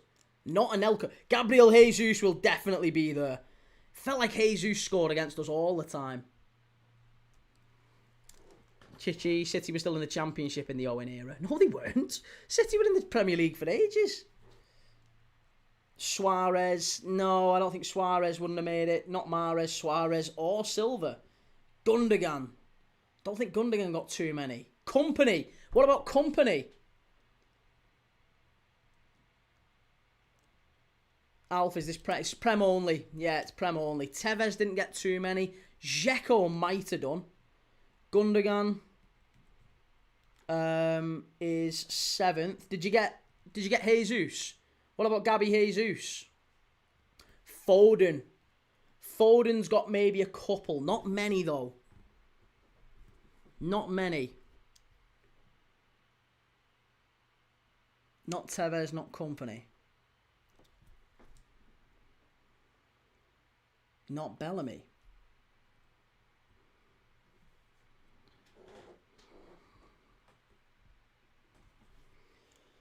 Virgil van Dijk. Can't see it. No. Not Virgil van Dijk. Kevin Campbell. Kevin Campbell didn't play for either. No, Dalglish. It's only in the Premier League. Foden is 10th. Okay. Foden is 10th. Jesus isn't in there. Haaland. Did we say Gerrard? Has Gerrard definitely not been put in? Surely Gerrard's in there. Surely Stevie Gerrard. Not Gerrard or Torres.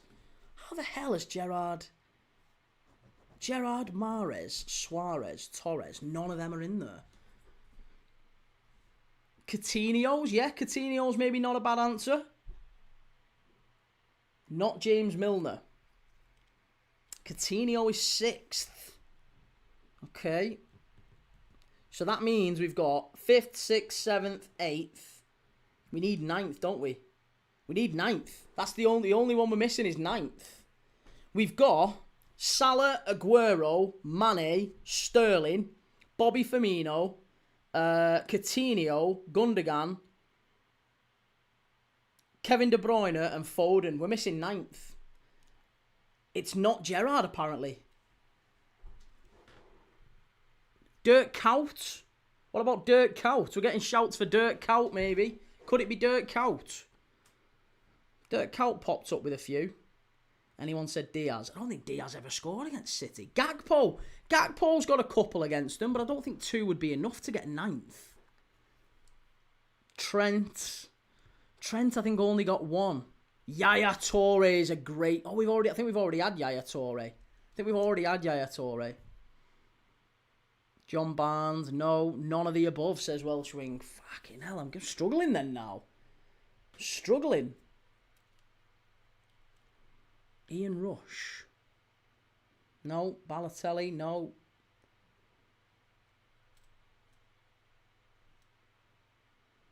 Heskey? Emil Heskey? What about Heskey? Heskey was with us for a while. Danny Murphy. Danny Murphy took a lot of pens for us, maybe. Yeah, that's not a bad shout. Robinho wasn't around for a while. No, it wasn't Robinho. Who's Campbell? Who are you saying Campbell? There's no Campbell who played for City and Liverpool. Welshwing want a hint. Go on, give us a hint. Give us a hint, because we're approaching second half. It's not Heskey. Stephen Ireland. No, Stephen Ireland, I think, only got 1. I think I remember him scoring 1 against us.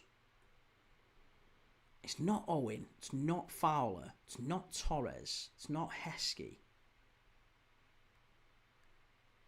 James Milner. Goal scorers between Liverpool v City in the Premier League is the question. Top 10 goal scorers between City and Liverpool. And we've currently got Salah, Aguero, Mane, Sterling, Firmino, Coutinho, Gundogan, Kevin De Bruyne, someone else in 9th, which we've not yet worked out, and 10th is Foden. Risa. Did Risa get that many against City? Welshwing, he used to play in the Prem, signed in the prime Pep Klopp era, but now plays in Germany.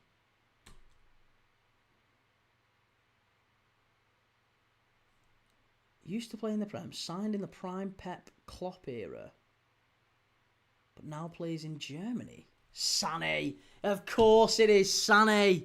Oh, of course it is. Yeah, Leroy Sané. Oh, that's a great guess. Yeah, well done. Sané's 9th. Oh, that's a really good guess. Well done.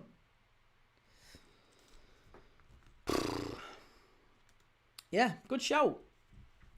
Well, I had Ozan Kabak. Yeah, mine was for what it's worth, because we're about to come out for the second half. This one was a little bit more of a Nottingham Forest themed one. There have been 14 players since Nottingham Forest got promoted back to the Premier League. There have been 14 players who have scored 3 or more goals for them. Can you name those 14 players? Some of them don't play for them anymore. Some of them are still playing. Some are in the team tonight.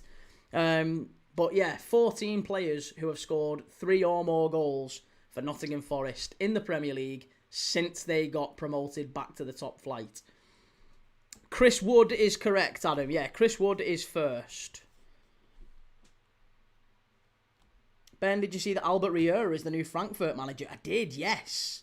Yeah, very good player as well for us in that one season when we nearly won the league, Albert Riera. He was garbage after that. Taiwo Awoni is correct. Gibbs White is correct. They're the top 3. 3-star says, I hope he's made changes. He's got an out to lose now. Well, he's not made any changes. There's no changes at all at half-time from what we can see. Yeah, no changes. Right, let's get the timer going 1 second, and we'll continue the quiz. 1 sec.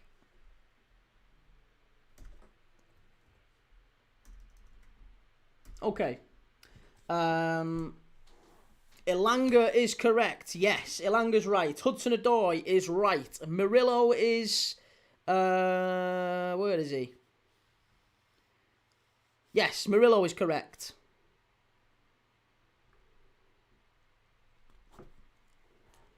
Igor Jesus, no. Igor Jesus has not yet scored 3 Premier League goals for Nottingham Forest. Unless he scores one tonight, I guess. But he's got 2 in the Premier League for Forest. Elliot Anderson is correct, yes.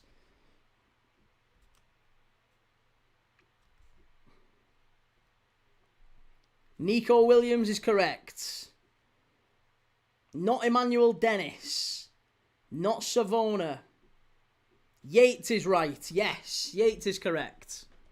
Milenkovic is correct. Yes. You're waiting on 1, 2, 3, 4 left to get. 4 left to get.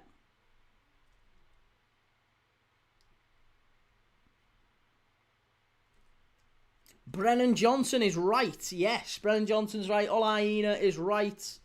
Danilo is right. Yeah. Someone's found the list. Good work, Foxy. Forest on the counter-attack. Oh, I tell you what, he's underhit that one. Oh, Leeds very, very nearly sneaking in. Dominguez is correct. Yeah. And there's one left to get. Jota is correct. Yeah, Jota Silva. There you go. They're the top. They're the only players who've got 3 or more goals for Forest since they've come back up. There you go. Wood, Gibbs White, Awani, Hudson-Odoi, Elanga, Brennan Johnson, Danilo Milenkovic, Jota Silva, Anderson, Murillo, Aina, Dominguez, Yates, and Nico Williams, of course.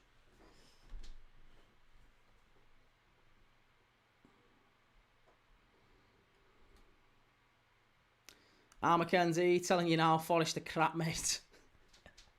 Yeah, they've not been great tonight, have they? They have not been very good tonight. I think that's fair to say.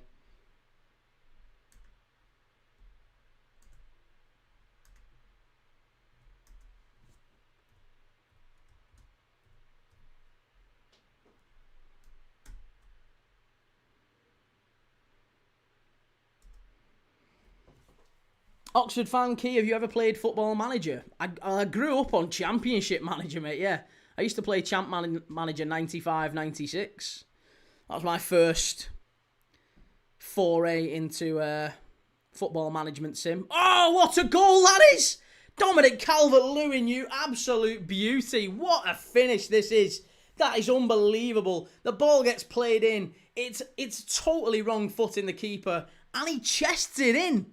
He chested in. It's absolutely sensational stuff. Dominic Calvert-Lewin puts Leeds 3-0 in front. And that one probably does end tonight's game in terms of a reasonable contest for Forest. That was a great goal.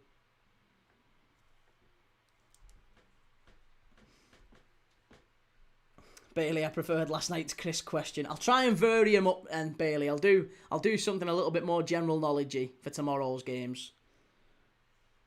Sarah, can we please hit the like and subscribe if you're new? Yeah, well, I was going to say, listen, I won't ask you to. I won't ask you to do it from a, help me out point of view, but I will say if you like this stuff, if you like our little, I say little, it's not little anymore, it's growing incredibly quickly. I remember when there was only me and 2 or 3 others in the chat. It feels like every other night now we're having hundreds, sometimes thousands in watching with us. So if you like that sort of thing, if you like us chatting footy, if you like halftime quizzes, we've got a growing community of fans up and down the English football pyramid, all around the world who support lots of different teams with one thing in common. We all just love watching football. Doesn't matter who we support, we all absolutely love watching football. And every single night, we gather together to watch a game of football. And sometimes it's Premier League, sometimes it's Champions League, sometimes it's Ligue 1 or Bundesliga or Serie A. Last night it was the Copa del Rey in Spain, Betis against Atletico Madrid. But every single night, one thing I can guarantee you is that every single night I will be here with one game at the very least. Sometimes 2, tomorrow we're doing 3, sometimes 4. We've even done 4 in one day. But I will always be here, at least one game every single day. And if you love that, if that's your thing, I would encourage you to hit like and subscribe. If it's not your thing, that's absolutely fine. If you're just popping in to give me some stick, totally fine too. Totally fine too. Eric says, hi Key, don't know if you remember me from yesterday for the ladder challenge. I do, yes. You won, didn't you? Atletico Madrid got the 5...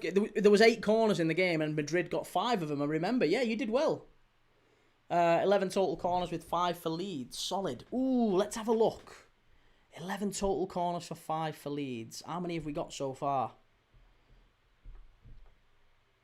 Oh, yeah, Leeds have had 4, and there's 9 corners. Yeah, you'll kill that, mate. You'll absolutely kill that. There's 9 corners been in the game. There's 40 minutes left. You only need 1 more corner for Leeds. and 2 more corners overall, you'll be fine. You'll get that. Ian Treasure, I've only just started listening to this show. It's fantastic, listening live from San Francisco. Love that. Beautiful part of the world, mate. Lucky you. Good to have you in as well. Who do you support, Ian? Totally fine if you're an Arsenal fan. We've got plenty of Arsenal fans in giving me stick. And I'm sure there'll be plenty more between now and the end of the season. Forest, clear it away. Oxford fan says Prime Puyol or Prime Ramos. Puyol, every day of the week. That's not even a question for me. Madhouse says Dyche for the sack. Forest are too big a club for him. And Captain Spurs says we're 7 points behind a newly promoted team and on the same points as another one.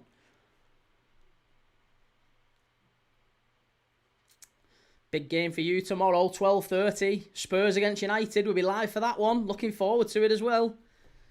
Come on, Spurs.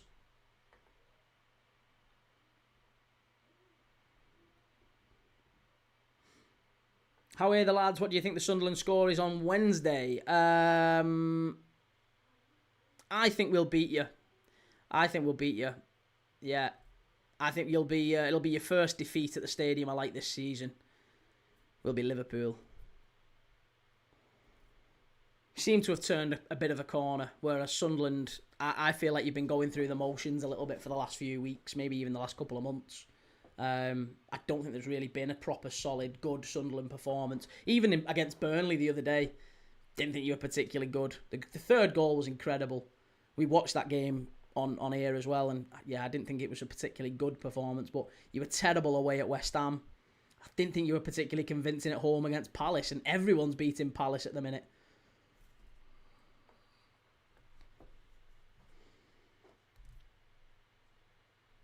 Ian, West Ham. Oh, you're a West Ham fan. You're a hammer.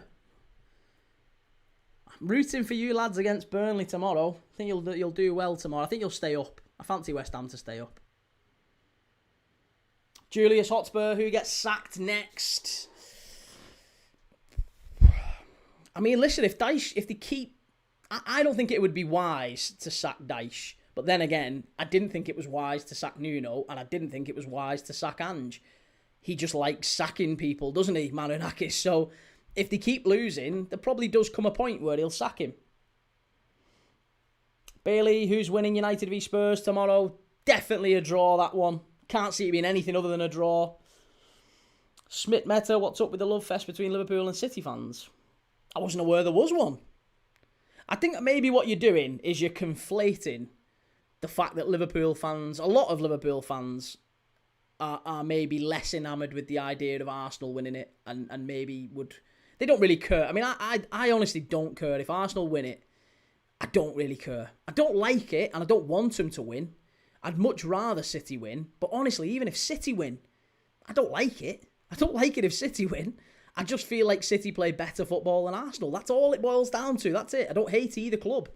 I just prefer City's style of football to Arsenal's. That's it. I respect it a little bit more. I would rather the champions of England to be a better attacking outfit. I don't want it to be because they've just kind of grinded out results and nicked them here and there.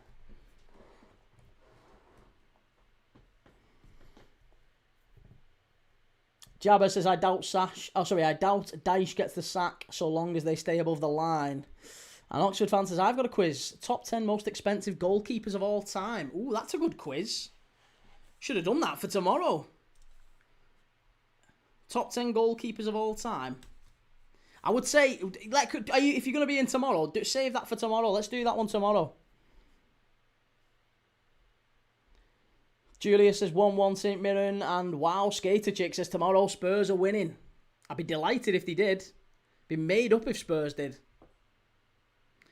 Emreal, if you had to choose one, United or Everton to win the league, probably United. Yeah.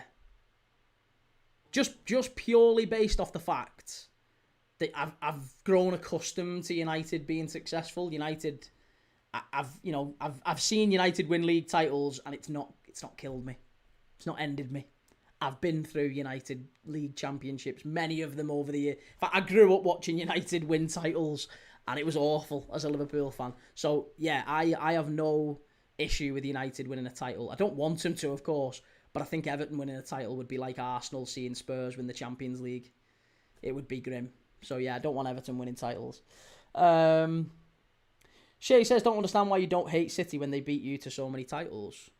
Yeah, but I think a lot of... I think City beat us to a lot of titles, like, fairly. Like, they were a really, really good side. Like, it's not about hating. I don't like... I think you've got to separate, or I try to anyway, you've got to separate what the club is doing and what the club are allegedly guilty of, or certainly they've been accused of, which is, you know, financial doping and things like that, and lack of... I mean, the vast majority of City's allegations, the 115, is not even really for breaking the rules necessarily. It's for not really recognising the Premier League as an authority. Like, the vast majority of those charges are things like the Premier League saying to them, oh, listen, can you send us that bit of information? And City just going, nah, we don't think you've got the right to ask us for that. That's a charge. There's loads of stuff like that where the vast majority of City's charges aren't really anything to do with them on the pitch. Do you know what I mean? So I try to separate. I really try to separate Pep Guardiola, the City team, the City fans. It's not the City fans' fault, is it? They're just living the dream. They won the lottery. The City team was an incredible team. And still is in many ways. And you've got to respect what they are as a team. But I don't like what the club's done, obviously. Jabba says, Everton win a title, don't you threaten me with a good time. And Bailey says, Key, one layer you can take from any Liverpool squad. One player you can take from any Liverpool squad. From any era, who is it? Oh, Gerrard. Of course it is. It's Gerrard every day. We desperately need a midfielder, and Gerrard coming into this side probably pushes us back up towards the title again. Even now. Wow, Skater Chick, wow. You're a good commentator. I like how you're not egotistical. You're very practical and have great input. First time tuning in. Just subbed, watching from Florida. Ah, nice. I've got one of my best friends is in Florida. Lives in Florida now. Grew up near me in St Helens in the northwest of the UK. That's where I'm from. And he met a beautiful girl and now lives in Florida. That wasn't a Florida accent. I don't know what that was. Yeah, he now lives out in the US. So yeah, enjoy. Beautiful part of the world. Julia says, do you think Xavi Simon scores tomorrow? I hope so. I really hope so. And Smith says, you're downplaying how criminal 115 charges were and what impact they had on Klopp's Liverpool. Well, the impact was that we didn't win titles, and maybe there's some titles we should have won. But I still think the team that we came up against, like, I know how good that Liverpool side were, and I know for a fact that we pushed them every single step of the way, and I have no, like I've seen Liverpool lose titles when we had Rafa Benitez and whatever, and even under Gerard Houllier when we finished second as well under Houllier. I've seen us lose titles and I've looked back and I've gone, oh, do you know what? We just weren't good enough. We should have won this game, or we had that game where we were in charge and then we threw it away and we ended up drawing it and then we lost the title by 2 points or whatever. I had no recriminations about that Liverpool side. They were so good. They were perfect in pretty much everything. Defensively, we were unbelievable. Going forward, just like the red arrows. It was the best football I've ever seen. And City still beat us. And that's awful, but they were the better side that season. And I honestly don't think, if you took 90 charges off that 115, which is what it would be, you'd take 90 charges off him just for complying with the Premier League. That's it. There's a lot of charges that are a lot less serious than what people accuse them of.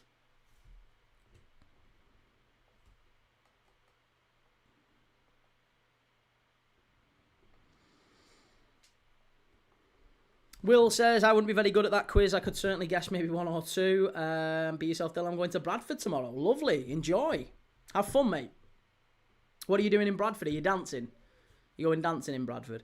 Emriel, what's your opinion on Canate, and would you rather have Gay next to Van Dijk? No, I would always rather have Canate next to Van Dijk. If Canate wants to stay, there's not another centre-back in the world I would want over him. Realistically, obviously. Like, if he wants to sign a contract, we should move heaven and earth to sign that contract. I hope he does. I really hope he does. because he's a very, very likeable player, and I don't think there's too many better in world football. Zach says, hey, is Matheus Cunha a good signing? Sorry, yes, he is a good signing. He's been a little bit underwhelming so far, but I think he's been very, very good for United when he's needed to be, and obviously turned up in the Arsenal game and the City game. I thought he was quite good as well. Oh, Sangare is just kicked right through the back of him. It's going to be a yellow card for Sangare.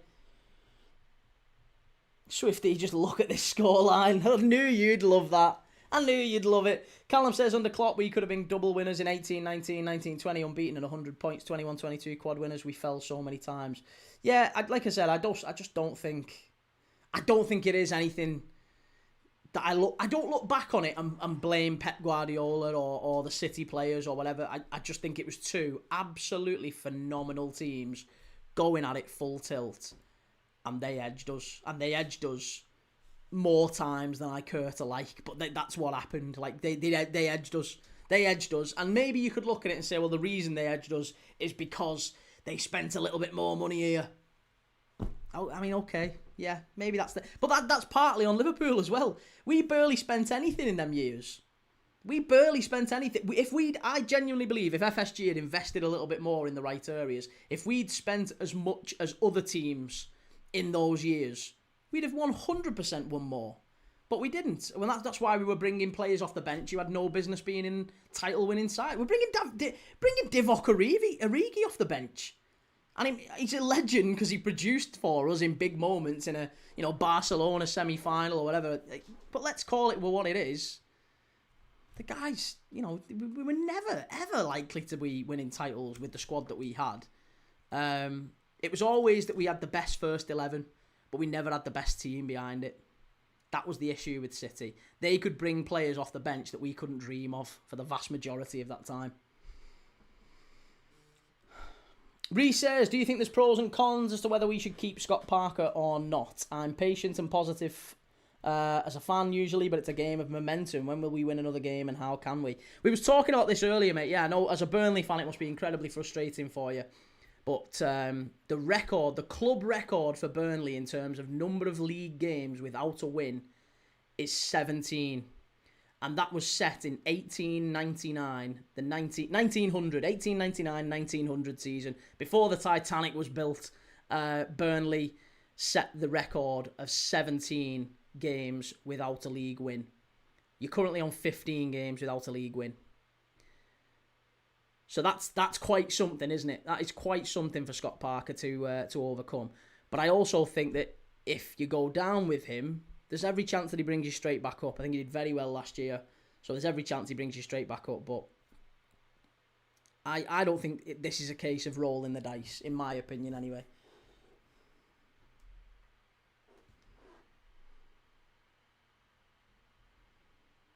Schmidt Meta says Liverpool lost out on 2 league titles by 1 point because City were able to sign players they shouldn't have been allowed to. Key, that is illegal and robbed Liverpool.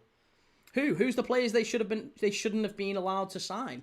Again, here's the leap that you're making. And again, I'm not saying that City are not guilty. What I'm saying is that the vast majority of their charges are down to lack of compliance. You're assuming that their lack of compliance is because they are hiding things, which is a reasonable assumption to make.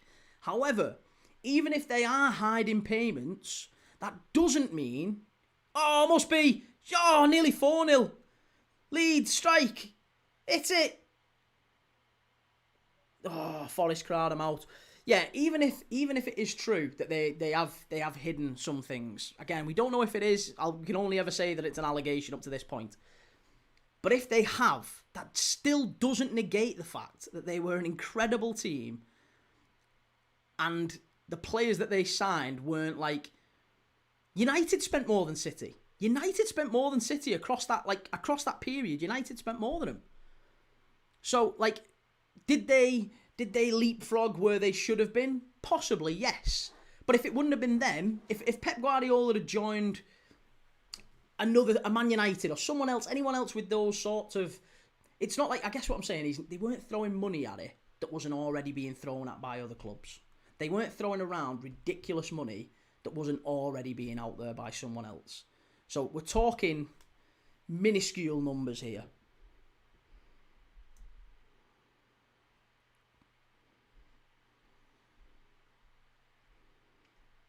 Reece says, magically turn on the style like a tap next season when the players have long since stopped digesting his messages, and in the event of another promotion, what then? Sack him again that summer. Well, that's kind of been the argument with Danny Farke for Leeds, though, isn't it, mate? It's very similar to the argument for Danny Farke. Leeds fans have long since said, he's great in the Championship, he can get us back up, but we always get relegated, and then it brings him... I think it's the same sort of thing with Parker. You might see that he grows as a manager. He's still learning. He's still only a young manager, isn't he? It's not that long ago, it feels like, since Parker was a player. So Scott Parker as a manager is still growing and learning and adapting as a coach. So I don't look at a manager who could come in now and get a tune out of that Burnley squad that keeps you up. So whatever you do has to be with next season in mind. Unless, maybe that's me speaking out of turn, I apologise. If you're strongly of the opinion that you could stay up, I think the gap is insurmountable. I think 11 points for Burnley is insurmountable. Absolutely insurmountable. 15 games without a win. You'd have to go on some run to turn that round.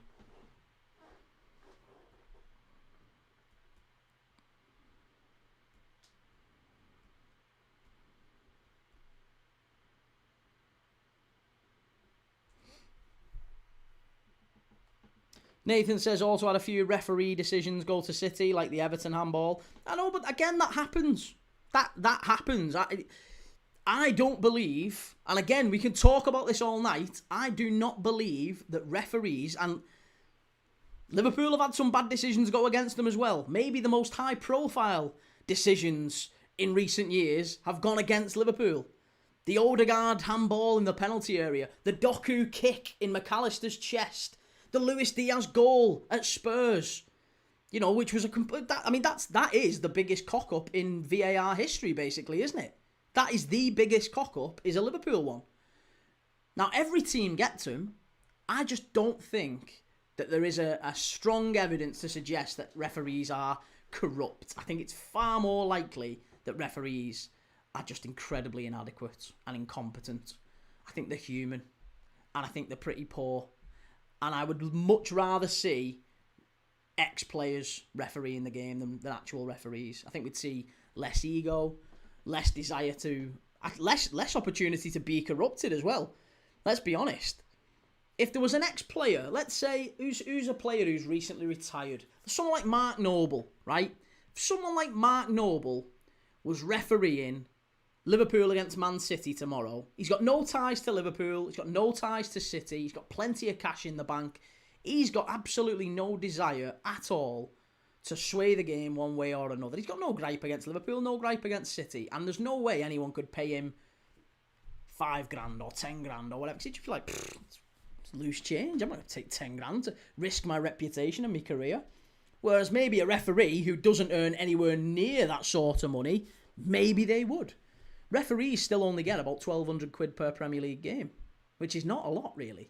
I mean, they have to referee an awful lot. They still do championship fixtures and stuff, but you're still only looking at maybe $10,000 a month. Some maybe a little bit more, depending on how good you are as a ref, but $10,000 a month is not, after tax, is not an awful lot. Certainly not like super money, not like incorruptible money. Sarah says, right, Key, I'm off to bed. Have a great night, Key, and chat. Take it easy, Sarah. Yeah, lot to love. Al says, stadium revenues are a very small part of modern football club revenues. City are watched by everyone, fan or not. City Stadium was sold out every game in 23-24, and the stadium prices went up recently. Manchester is poor area, so people aren't going, but the club is making more money with less people for more expensive tickets. Jabber, never ascribe to malice what can easily be explained by incompetence. One of my favourites, that. Love that saying, love that expression. Yeah. I genuinely think the best of people until they give me a reason not to. And I don't think there's referees at scale corrupted. I really don't. Maybe I'm wrong. Maybe I am. Madhouse says, I'm sure Liverpool have benefited from bad decisions too. Big clubs do. No, I'm not saying Liverpool haven't benefited. We have probably benefited at times from decisions that were questionable and whatever. There's always... every team does. Every team benefits and every team loses out in equal measure. I don't think the big clubs benefit any more than the smaller clubs do. I really don't. Genuinely, I don't think that happens either. The argument that, oh, well, you're a big club, so you get all the decisions. No, that's nonsense. That's nonsense. Reece says, the squad isn't good enough to stay up. The squad is better than no wins in 15 games. An average of 2.5 shots on target per game over recent months and the pitiful 0.05 XG produced at Sunderland. Yeah, in a way, well, that's fair. Yeah, it's not good enough to stay up, but it's better than what it's showing. That's fair. Yeah. But it's what you do with it, isn't it? I am a sofa, says Key. How long have you been supporting Liverpool? My entire life. 30. Let's say I started watching football when I was 4, 5. It's like 30 odd years. Yeah. Callum says 23-24 Key. We got robbed the worst. Remember Jackson handball, Odegaard playing basketball, Doku high foot. Yeah, and that's, I know, but that we got robbed, but that doesn't mean that there was someone doing the robbing, if that makes sense. The officials let us down, and we could have got better, and we could have won a league title, but we didn't, and it just is what it is. Reggie, what is Key short for, Key? Have a guess. No, it's not. It's nothing exotic. It's just Kieran. That's it. Shay says, do you think Bruno breaks the Premier League assist record, Key? No, I don't think so.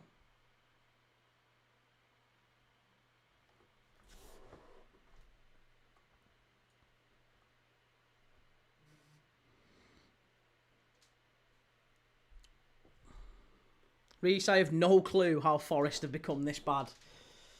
It's been a really poor game, hasn't it? From a Forest perspective.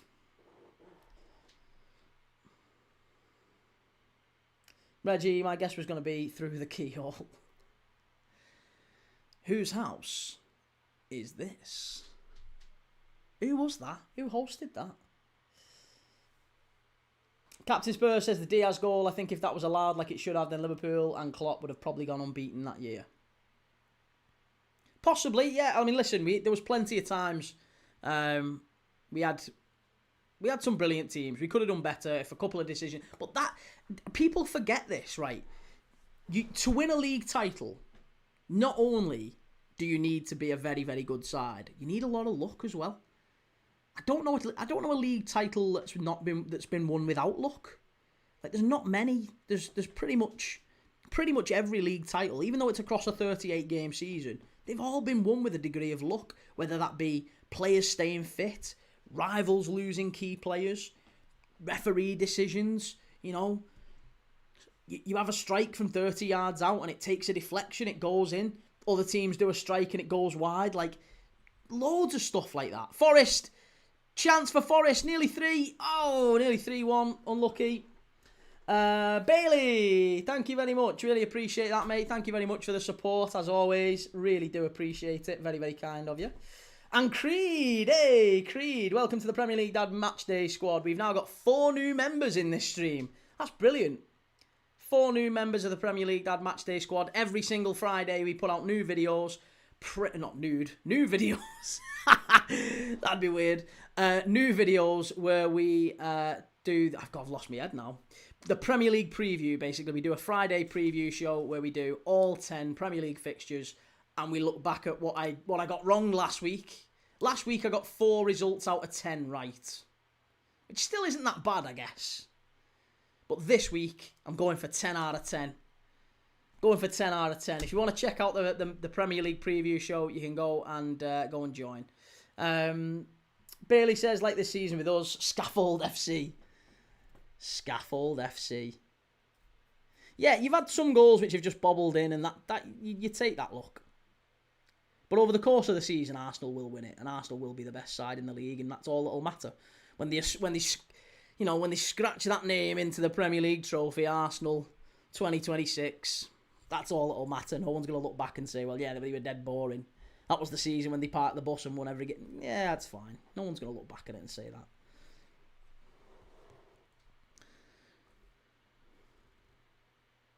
Brendan, great idea. Let's get Gerrard refereeing Liverpool games and Adebayor refereeing Arsenal games immediately. This title race is not over. Callum says Liverpool will win the Prem next season. I'm confident of that. Well, we've got an opportunity to go and strengthen this summer. We've got to do it, I think. And if we get it right, then maybe there's every chance. But I think the amount of work that Liverpool are putting in terms of players leaving, players coming in, I don't think we win the league next year. I think it's another transitional year, and it's got to be expected that it's going to take time. And I really hope Slot is not the fall guy for it. Like, whoever the manager was, Klopp looked at it and then went, nah, you know what, I don't fancy that. Klopp looked at it and went, Virgil van Dijk's leaving, or he's getting older. Salah's potentially leaving, or he's getting older. Either way, that both need replacing. Trent's leaving. Robbo's getting older. Alisson's getting older. All these players. Header. Oh, Forest should be 3-1. Should be 3-1. Had to be 3-1. Really, really poor that. Morato had to score. And that might have put the cat amongst the pigeons for the last 10 minutes there. Great ball in. Morato, free header, has to score it. Poor. MA4500 says, Key, have you got an FPL team? If so, how's it doing? I have got one, but I haven't really played it this season. I started it. I didn't change my team after game week 3, and then I just lost interest. And I do that pretty much every year. So I have got one somewhere, but I couldn't tell you what points I'm on. I couldn't tell you where I am in the league. I don't play it, really. Whatever team I've got now is the team that I picked at pretty much the start of the season. Kieran says, Key, mate, do you think Leeds stay up after this big win? I'm not convinced. I still think Leeds will get dragged into it. I don't think this is... It's a big win for Leeds. It's a very, very big win. It's as close to a 6-pointer, but I don't think it's over. I really don't think it's over in anything. I think that the title race is still up for grabs. I think it's Arsenal's, but I still think it's up for grabs. 6 points is not insurmountable. 9 points could be 6 points again tomorrow, couldn't it? If West Ham win tomorrow against Burnley, then they're still only 6 points behind Leeds. So nothing really changes. Leeds might still only be 6 points off the relegation zone. They started tonight 6 points off the relegation zone. They might be 6 points off the relegation zone tomorrow. So all of a sudden, this win becomes a lot less important if Burnley lose to West Ham tomorrow. Bailey, exactly, Key. Nobody remembers how, they just remember who. Correct. And Slot is the fall guy next season. Liverpool make a big mistake. Yeah, I really hope he's not. If Liverpool sack him, then we've made a massive error. But I think there's a collective understanding that he's kind of doing the club's work at the minute. He's leading the team as we're getting rid of all these fantastic legends, who are really old, and we're trying to do it across 2-3 transfer windows, and then you're trying to do that while bedding in young players, and that's going to take time. It's going to take time. Pup says, Erdrionians 1, St Mirren 1, on to extra time, and Callum says, Palace have more chance of relegation at the minute than Leeds. Kieran, I think Palace could be banging trouble. Depends. I think if Glasner goes early enough, I think he'll turn it round. Paul says City was 8 points behind you in 2012 with 5 games left. Well, not quite. Not quite. I think we only had 3 games left, though, at that point. And, we lost against Chelsea and drew against Palace. And that was the killer, wasn't it? Eric, corners done. Key back tomorrow for the United game. Good lad. Well, I'm rooting for you, Eric. Sam says my friend is a Liverpool fan and he wants him out. I don't know a Liverpool fan who does, Sam.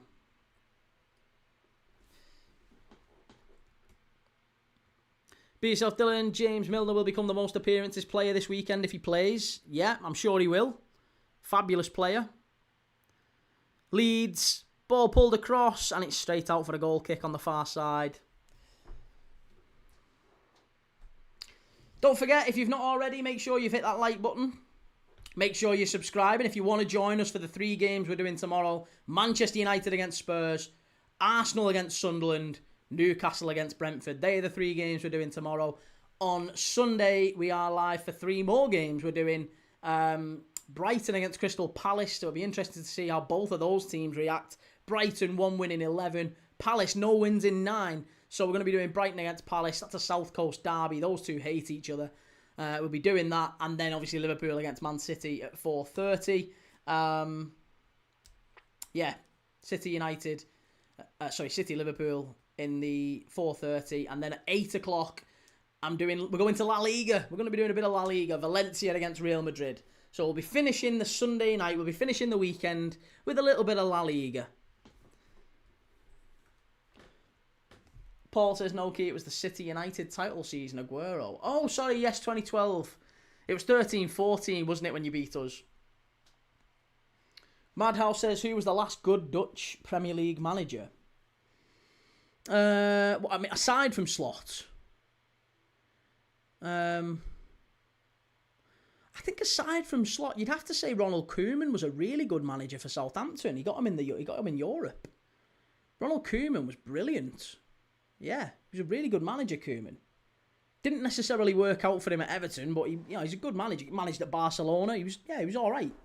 I don't think there's been too many Dutch coaches come to the Premier League. How many can you remember? I mean, Ruud Gullit was like very young and player manager at Chelsea for a bit. Like De Boer, I mean, he's done nothing since he messed it up at Palace. Martin Jol wasn't a bad manager. Martin Jol did okay at Spurs. Oh, unlucky. Madhouse, I forgot about Koeman. Fabulous player as well, wasn't he? Great player, Ronald Koeman. Smith says Liverpool fans are very understanding of the 115 charges. Doubt that would be the case if Arsenal won multiple titles from Liverpool with them charges over our heads. I think you know, mate, you're getting it. Don't get it twisted. You seem to have this victim complex that Arsenal are this special team, that, you know, everyone hates you. It's not true. It's really not true. It's not true. You've got to differentiate what Arsenal play like, your style of play, and the club. No one's got a problem with Arsenal, the club. At least I don't know anyone who has a problem with Arsenal, the club. I like Arsenal, the club. Quite like Arsenal, the club. Arsenal, the fan base, I mean, online has got a bit of a reputation as being a bit irritating, but no, I think every fan base has got irritating fans, and some fan bases are fine, and Arsenal's are no different to anyone else's in that sense. But yeah, no, I don't think it's any different that if United or Arsenal had the charges that City do, they'd be treated differently. They really wouldn't be. I promise you they wouldn't be. Jabber Koeman was the first I thought of. Ruud Gullit, of course, yeah. Julius, I have a quiz. Top 10 defenders with the most goals in Premier League history. We should do that one tomorrow, Julius, if you're around. Yeah, we'll do it at half-time in one of the games tomorrow. Sam says, I'm watching Man United v Spurs, Wolves v Chelsea, and Newcastle v United. Newcastle United v Brentford tomorrow. Lovely. Well, enjoy those, mate.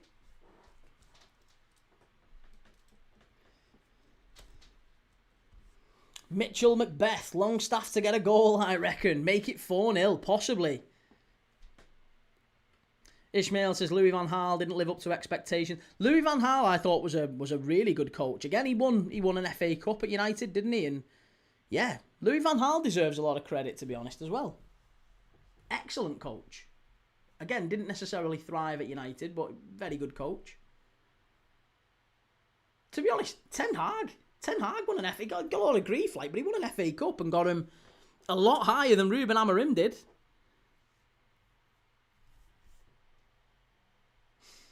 Carly Leland says, today marks 68 years since the Munich tragedy. Hope United win tomorrow for the Busby Babes.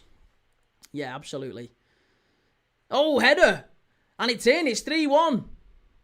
Who scored it? Looker with the goal on his debut as well. It's Leeds 3, Nottingham Forest 1. And with 5, maybe 6 or 7 minutes left. Hey, maybe cat amongst the pigeons. What a header. Good lad. Ishmael, what other platform are you live on, mate? It's the one that starts in Y and ends in E. It's got a T and a B in the middle. So go and head over there. The one that's red with a little triangle in the middle. Callum, is Farke outdoing Bielsa? No, I don't think so. Bielsa, you know my view on this is it doesn't matter. Results aren't all that matter. It's not always just about results. It's about how you play football. Football is about entertainment. It's not only about results. Oh, Creed, welcome to the Hall of Fame. What a guy. Love that, Creed. An absolute legend supporting the channel. Thank you very much, mate. Lots of love. I really, really do appreciate it. Great to have you around. And, yeah, great to have you in the Hall of Fame. Love it. You're a top-tier legend. What a guy. Julia says, what game can I do the quiz in? Anyone you want. Anyone you want. Anyone you're in for. Carly Leland, who do you think who will get the 4th and 5th spot in the league? I think Liverpool will get 3rd, and I think Villa just starting to fall away. Villa struggled last week against Brentford, struggled against Everton at home. They're just, yeah, I'm not so. I think Villa will start to focus more on the Europa League as the season goes on, and that might actually be how they qualify for the Champions League, by winning it. Unai Emery's got a great record in that competition, of course. So, yeah, I think Villa might just fall away. I think Chelsea get in there.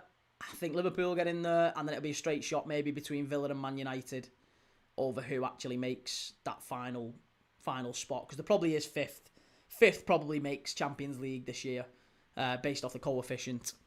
So I would imagine, at this moment in time, I would say it'll be Liverpool 3rd, Chelsea 4th, Villa 5th. If I had to.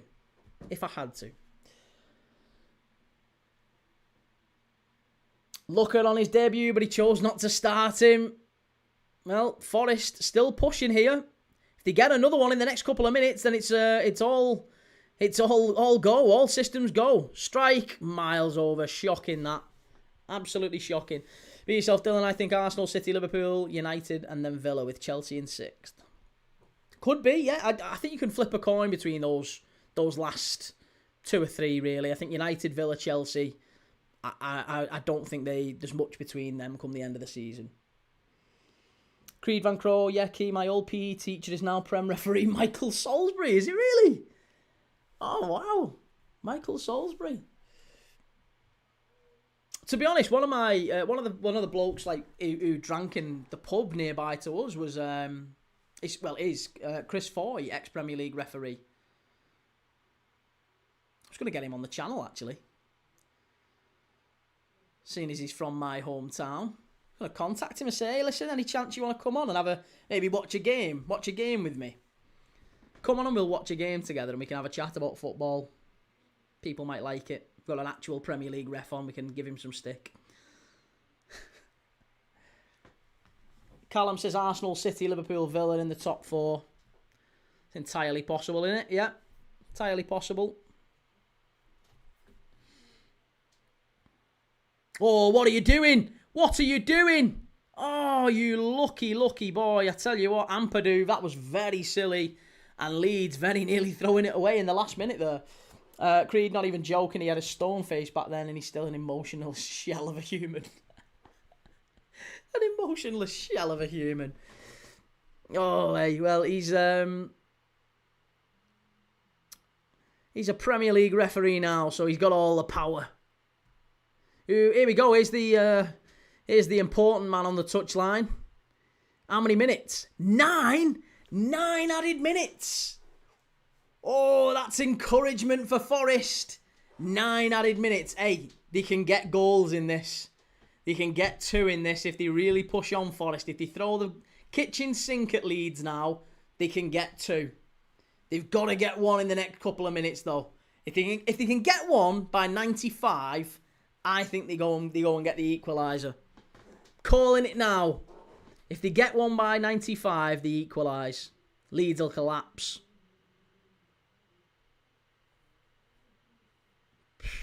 It'd just be nice to see Forest actually go for it, to be honest. They've not done it all night. Leeds driving forward, gives the ball away. Really poor that, and straight out of play. Olaina picks it up. Sam says Notts could get the advantage, possibly. Jabba says refs going for that overtime pay. Yeah, I mean, I think they get paid a flat rate plus expenses, but the expenses are like you can coin in the expenses. Madhouse says bring back the days of 3 minutes extra time. I think they should make it like, is it basketball? It's American sports generally, isn't it? Where they stop the clock.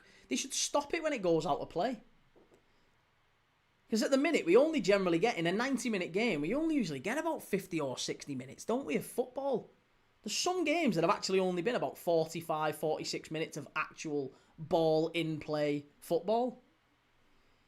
Brendan says Spurs have to do everyone a favour tomorrow and put an end to that United bounce. Hopefully they can pick up from the second half last week and not the first. And Mitchell says, I highly doubt they score. Is Leeds ground a rugby ground too? No, Leeds have Headingley, which is where Leeds play. The rugby league side anyway. Headingley is where they play. But yeah, Elland Road, it's very rarely been. I think it probably has been used as a rugby ground at some point, but it's not frequently used as a rugby ground. Creed says, get in 3-star, we'll take a bet win to soften the blow, get up mush. And Jabba says, yes, we're used to stop clocking sports. Yeah, that's it. It's baffling that we don't seem to get that much value in the Premier League, really. It's a free kick to Forest. Got to pump this one in the box. You've got to get this one in the box. Don't take it quick. What are you doing? Got to get it in. Oh, they've wasted that. They've absolutely wasted that. Anderson, strike. Gives it away. Got to get it back in. Terrible. Throw in. Jag, Arsenal games seem like 15 minutes of actual football, 10 of which is just passing backwards. But they win, don't they? Winning's all that matters. As long as they win. 8 minutes left, but we're showing just no urgency. Here we go. Long throw into the box. Straight out of play. Poor. Poor. Poor.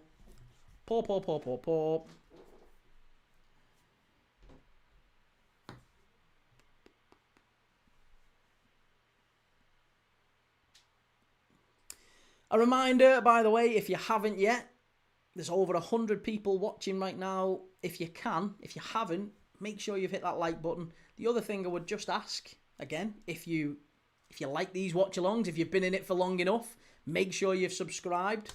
Live tomorrow for 3 big games. First off, Spurs at Old Trafford, Man United Spurs. I'll be live at 12 o'clock, 12:30 kick-off that one. I'll be live at 12 tomorrow for Manchester United against Spurs. Straight after that, Arsenal Sunderland at 3 o'clock. Don't really expect anything other than an Arsenal win there, but we'll watch it anyway. Arsenal Sunderland at 3 o'clock, and then we'll be doing the 5:30, which is Newcastle against Brentford. Fancy Brentford to win that one, to be honest. And then obviously we're on to the Sunday games. Sunday we're doing Brighton against Crystal Palace, Liverpool against Man City, followed by Valencia, Real Madrid. Far post, Forest, chance. Oh, unlucky, corner kick. It's going to be a corner kick. Does he give a corner? Surely he's give a corner. Oh, he's not. Goal kick. Michael says, I know why you want Leeds draw, because you draw twice to them. I don't want Leeds to draw. I've just predicted that they might if Forest were able to get one back by the 95th minute, which they haven't, and I predicted that Leeds would collapse. But they haven't, so they're not going to. But I didn't want Leeds to draw. Creed says, 3-star, we'll be seeing you at Deepdale next season, pal. Julius, are you doing Brighton v Palace? I am, yes. Brighton v Palace I'll be doing on Sunday. Sebastian Bornau is coming on now for Jayden Bogle, the first goal scorer. Great goal, that, from Bogle, the first one, wasn't it?